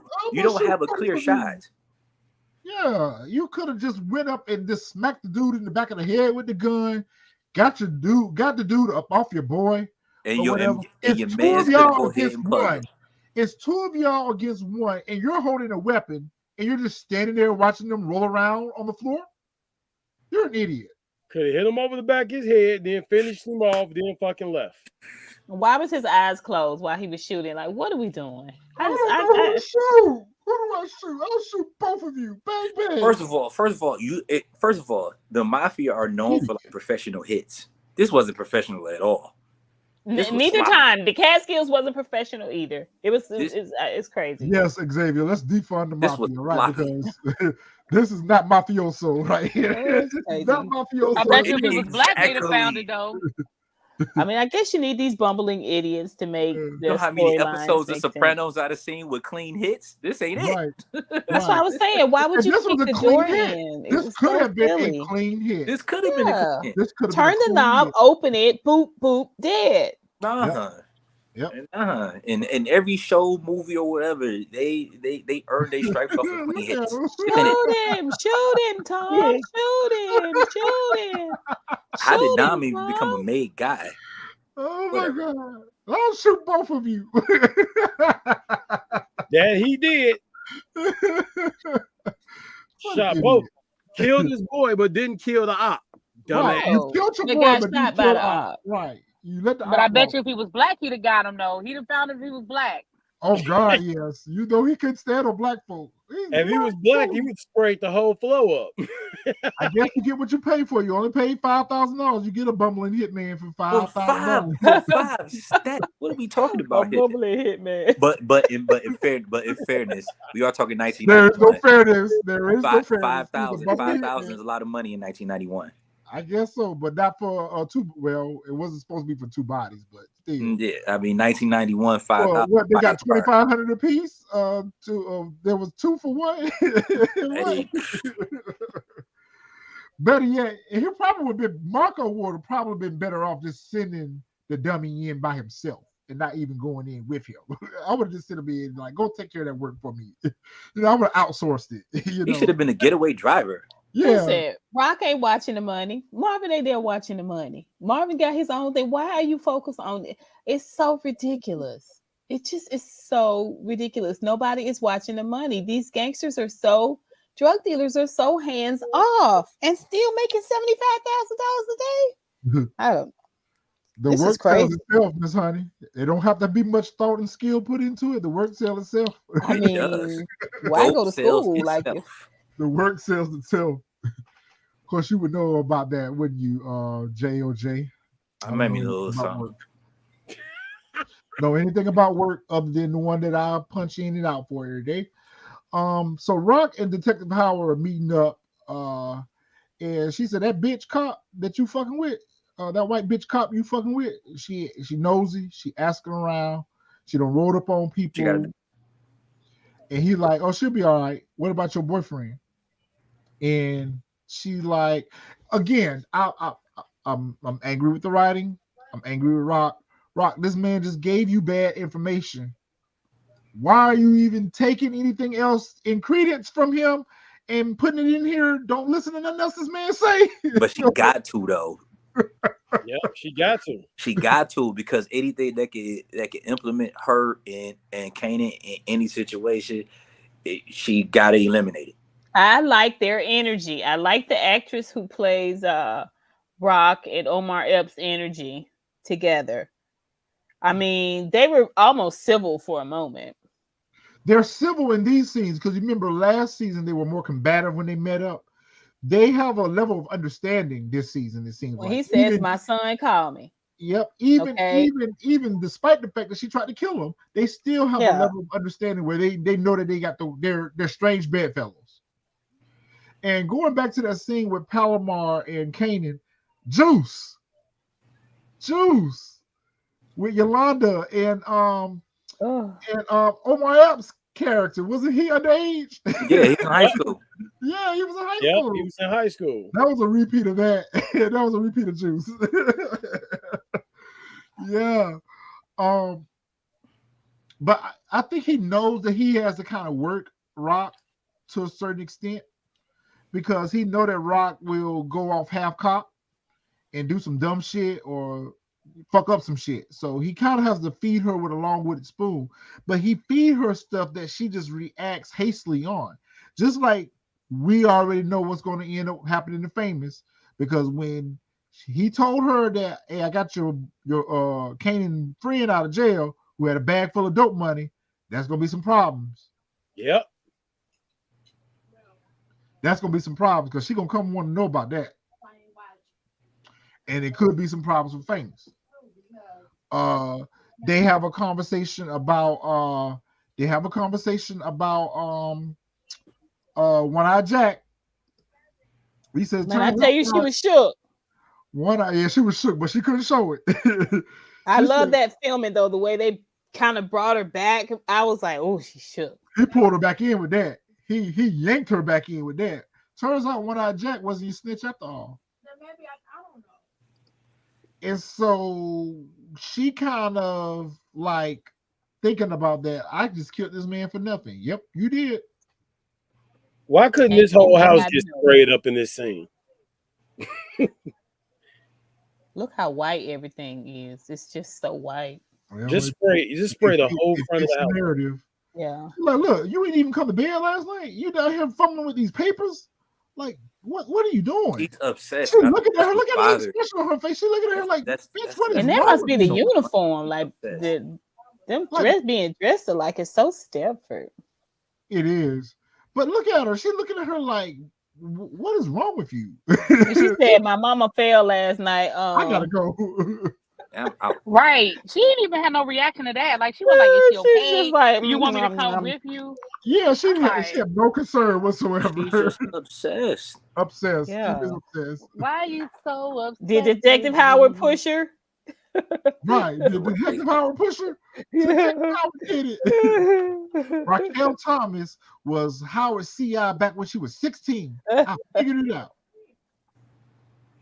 Okay. And Raquel was 17 in the 70s. Okay, I digress. Go ahead. Adina was like, listen, you need to leave this alone because this ain't finna end well for you. And everybody tell them so. Ain't nobody gonna cry for you at your funeral, sweetheart.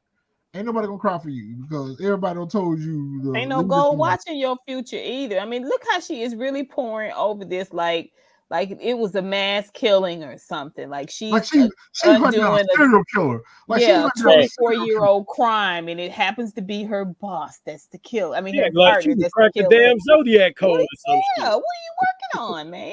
Yeah, she's trying to solve the Zodiac. Yeah, it's the worst. The Zodiac. It's the worst. The Zodiac killer. Yeah, I figured it out. Yep, the Zodiac is Detective Howard. Yep, he's a Zodiac killer. Yep. So Rock, okay, I'm trying to do the math. Let's do the math because I knew that we were going to talk about this. No, so Rock is only 33, 34. How sway? Because if Kanan is 15 and she was 17 when she got pregnant. That's about right. She was 17 when she got pregnant with Kanan, and he's 15 now.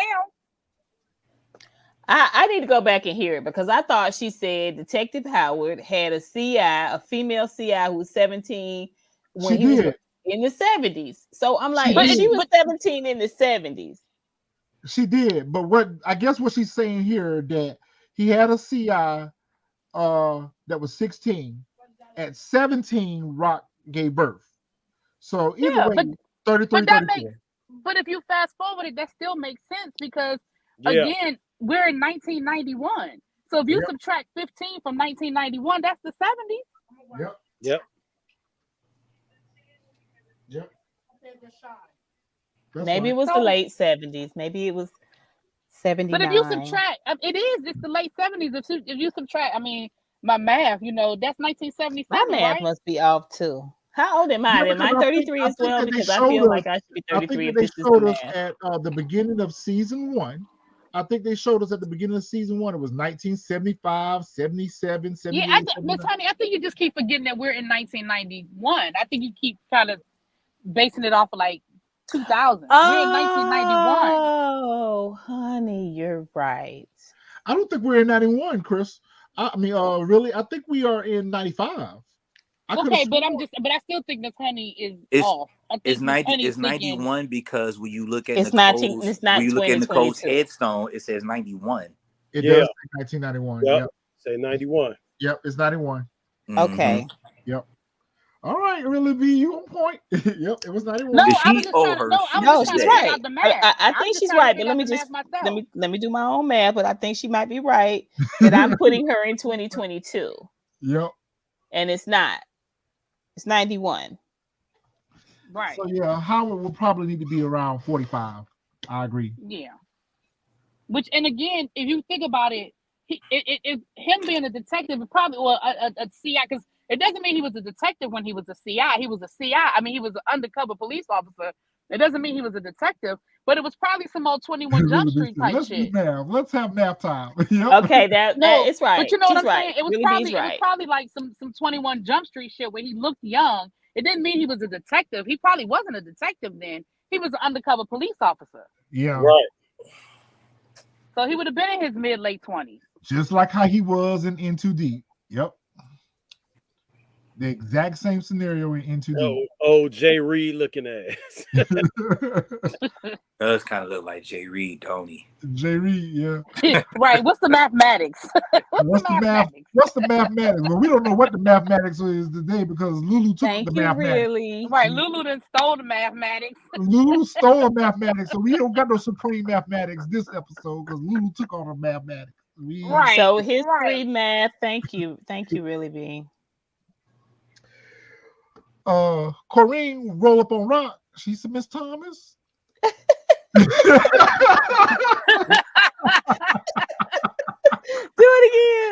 it again. That North Face fire. She said, Miss Thomas, I'm a little Red Riding Hood.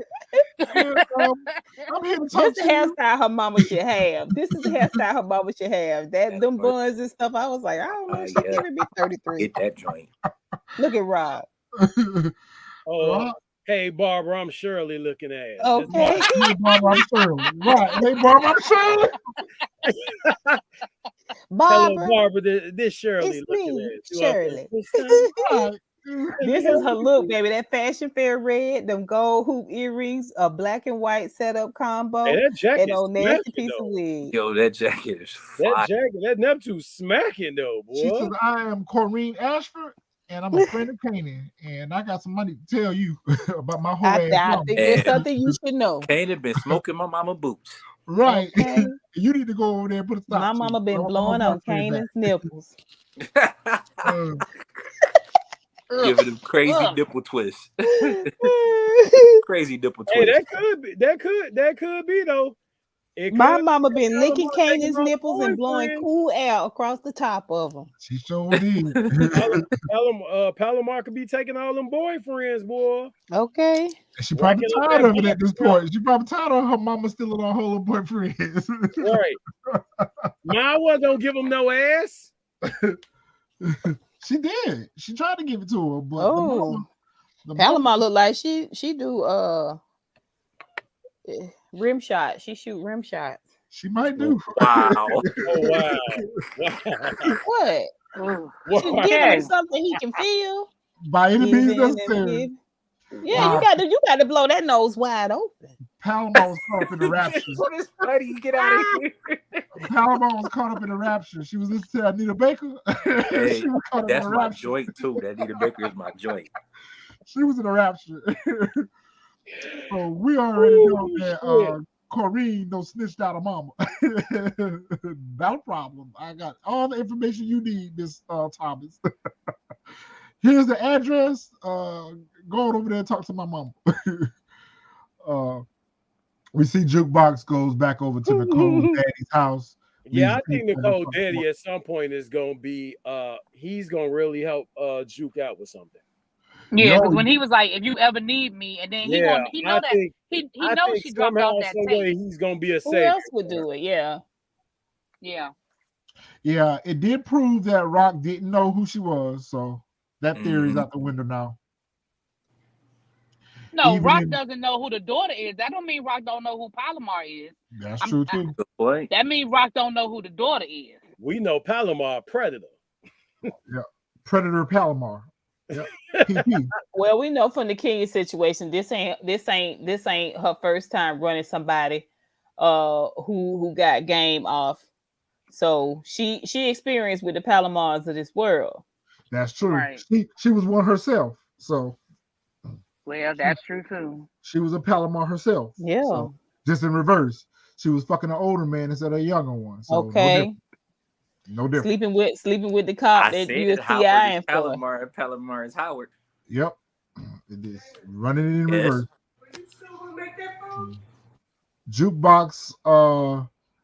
Jukebox leaves the tape on the father's doorstep, rings the doorbell. We already knew that was what's up. Juggy, What? what you think about this episode, Juggy? I think it was a great episode overall, man. I mean, not this episode, this scene. What do you think about this scene? I just think that this scene, basically, like I said, being a help to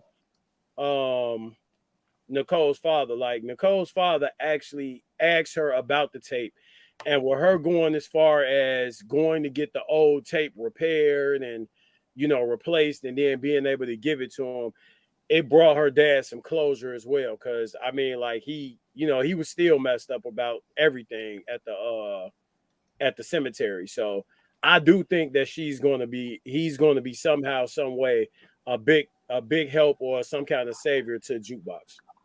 I agree. They both love Nicole, and he acknowledged it. He acknowledged her love for Nicole.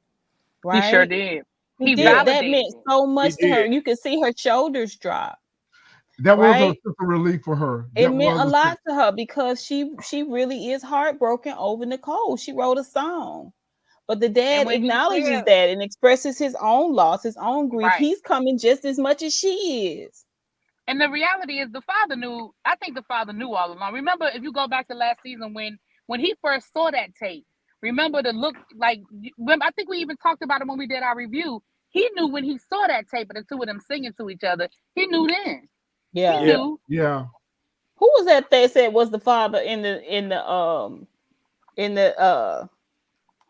LGBT?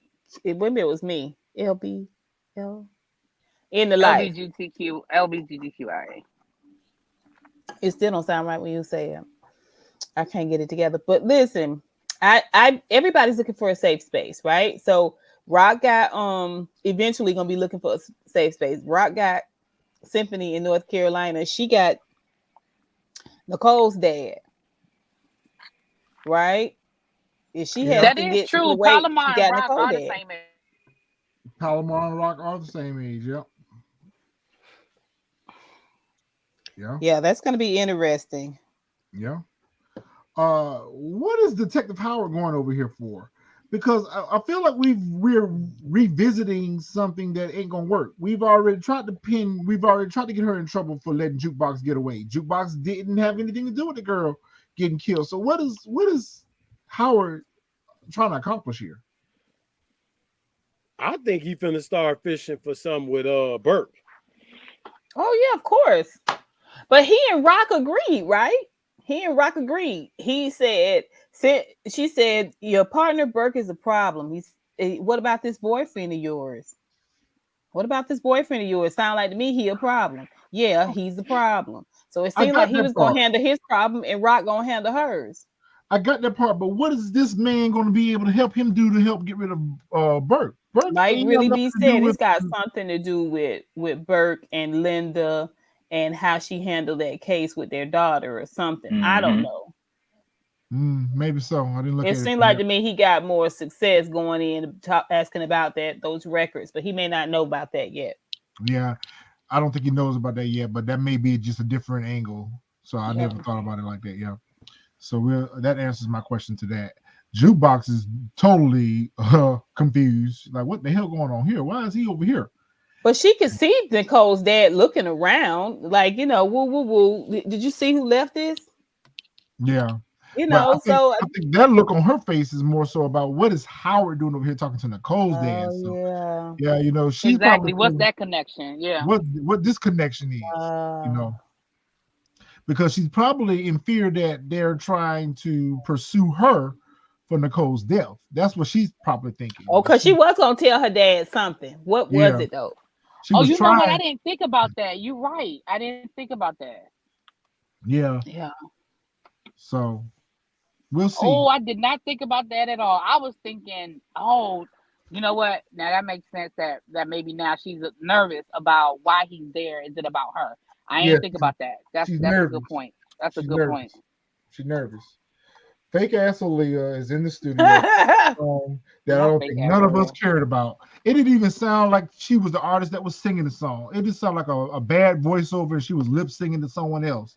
It didn't even sound like she was singing the song, and I didn't even care about it. It was a cute little bebop. It got better when it got to the chorus. Nothing that come out of her mouth is better.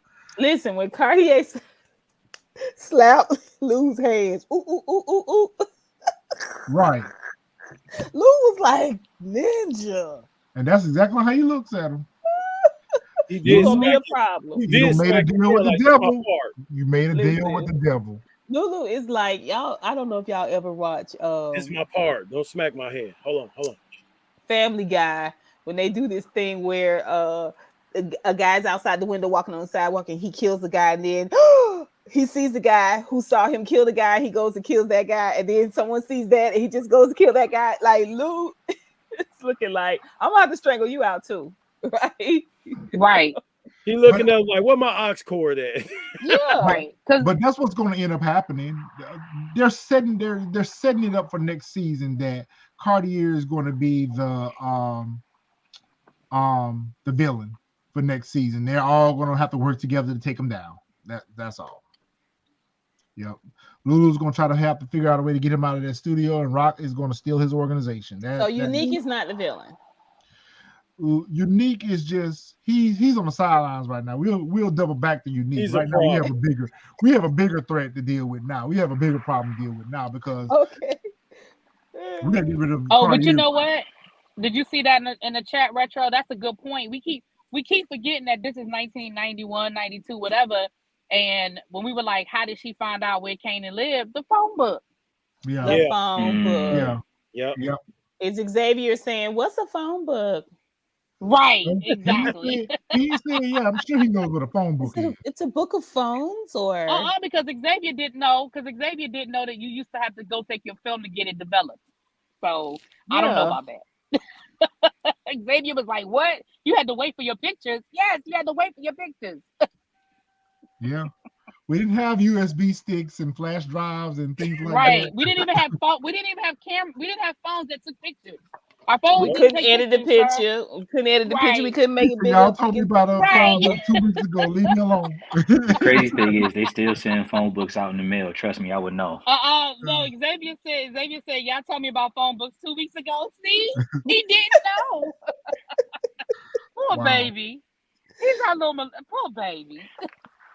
So the man up in the hospital telling everybody about how good Samaritan Tony Deep was, she was it, and telling the cops everything that they need to know to go look for this bumbling mafioso hitman who's up on the roof dying right now. That man gonna be dead in that pigeon coop.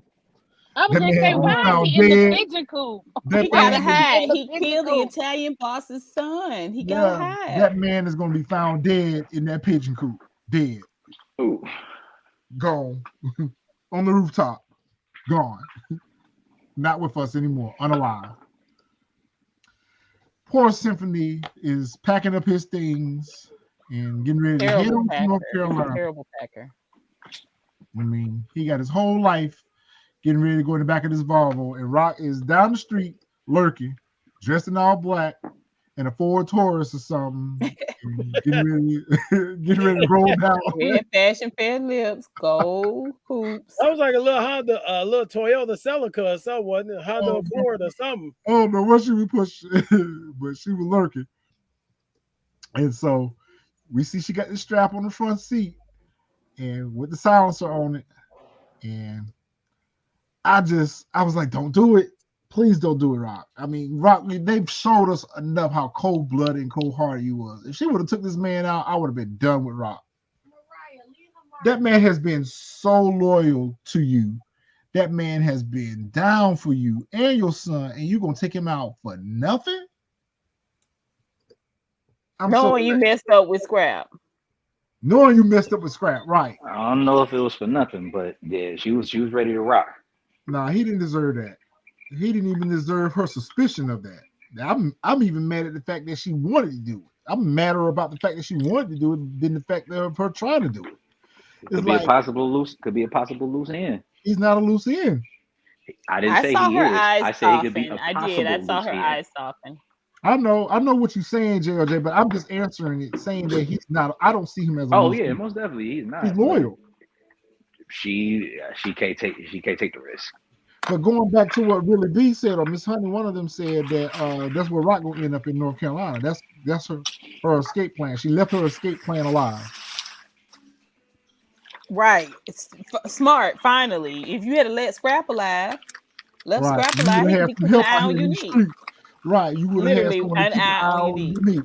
AI on Unique. Right. And I mean, overall, I think it was a great episode. I think it answered a lot of questions, left us with a lot of other questions. But for the most part, I think it's good.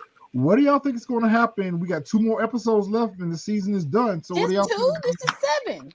Yeah. So 3. It's not 10? It's 3. 3. I'm sorry. 3. So what do y'all think is getting ready to happen? Some more folks about to die. Kanan ain't about to listen to nothing his mama talking about because she finna try to shut down the whole Palomar thing. But remember, we've been talking about who's the first member of the Thomas family that's going to die. Could it be Marvin? I mean, if Rock ever count that money, it could be Lou, Marvin, Kanan. No, I think Marvin is in trouble based off of this botched hit. Yeah. Marvin is in trouble based off of that. Do you think Marvin skates out of this season? He got to. I want him to. I hope or is it Lulu that we lose? We need a major death. We need a cliffhanger. I think it's Lulu. I feel like it's gonna be Lulu. I'm devastated Lulu because Lulu, he's just 1 foot in, 1 foot out. I mean, they already got the drop on you. But I think Lulu secured his storyline for next season with this whole Cartier and the studio thing. Like I think Lulu's good. I think Marvin's in trouble. I do think Marvin's in trouble, but I don't know if he dies. Like you said, I think we might be left with a question mark about whether he's gonna die or not, or maybe he's out. Maybe they got him in hiding or something. I mean, they can't do the same thing they did last season with sending him away, like they sent Kanan away. That's what I don't know. I don't know. Marvin got arrested at the end of last season, so we can't wash and repeat that. Yeah, so that's good. And point. Lulu was in the hospital at the end of last season, so I don't know. I think it's Rock. Remember, we said before it was Rock. I think it's Rock. Rock. Rock. I think somebody takes a hit out on Rock. Because look at everything she's doing is moving towards her. She's the one making all the bad moves. She's the one that's moving too fast. She's the one. She got Juliana mad at her. She double crossing Cartier. She got the mafia after her. Yeah, it all roads lead to Rock being the one in trouble at the end of the season. And Unique can spin whatever story he wants to spin. He doesn't really know why they were together. He could say that they lured him in to kill him. To kill, I mean. I put another apple pie in there. Sorry for your I mean, it's supposed to be banana cream. Oh, yeah. If they give us Warrell as the season finale death, I'm gonna be so disappointed. Yeah, with that. But I don't know that I would be. I would be disappointed in that, but I would not in the season. I think it's been a stellar season. No, I would just be saying for that to be our cliffhanger. Yeah. That doesn't need to be our cliffhanger. He needs to die next episode or episode 8 or episode 9. He needs to die episode 8 or 9.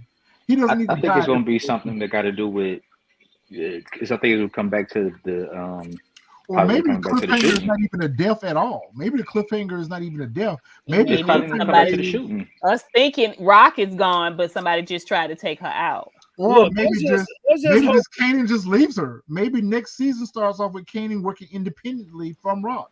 Well, remember we said that. We said that we say Rock gonna end up in that big ass house by herself. So maybe that's the end, is that Rock is sitting in that empty ass house. Kanan mad at her. Jukebox is mad at her. Marvin, Lulu, like maybe that is the cliffhanger, that she's just sitting in that she's sitting in that big ass house by herself, because they've been making a big deal about showing us these family dinners all season. Now, remember last year they were at the diner a lot eating together. Yeah. But they've been making a big deal about showing Rock cooking for the family and having dinner and stuff like that. Thank you. And all that good stuff. You know what I'm saying? And then on top of that, Symphony's gone to Charlotte now. So you're right. She's left with nobody. She has nobody.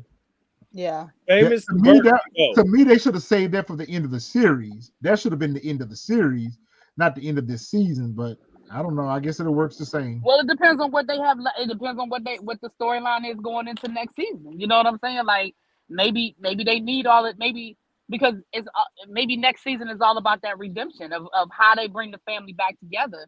Because we still like we're not going to find out by the end of this season how all of the pieces come together that lead us into power. So they still got to show us all of that happening. I mean, they did a lot in this episode. We could get a lot of they did give us a lot. That's true. Filler between now and the last episode. If they give us episodes jam packed like they did today, it's completely possible. We have the answer to some things because they definitely gave us a lot. They definitely gave us a lot. All right, guys. Well, we're gonna go ahead and wrap it up this week. I know we're long-winded, but we all have such good opinions and theories. So it was so much to pick apart. It is. It so really much was. To pick apart. It's so much to pick apart, and there's just so many different directions this could go. So we're at a crossroads where we can go any different direction. All right, guys. Well, we'll be back next week to talk to you guys. As always, chat. We love you guys. We enjoy hanging out with y'all. You guys are awesome. That's part of the reason why we have such a long review, because we enjoy talking to y'all. So drop y'all theories and comments down in the comment section so we can continue this discussion. And I'm quite sure looking at next week's preview, we can anticipate that Palomar is going to get a visit from Rock. So we're going to see how that unfolds. All right, so I guess we will see you guys next week. All right. Peace. Yeah.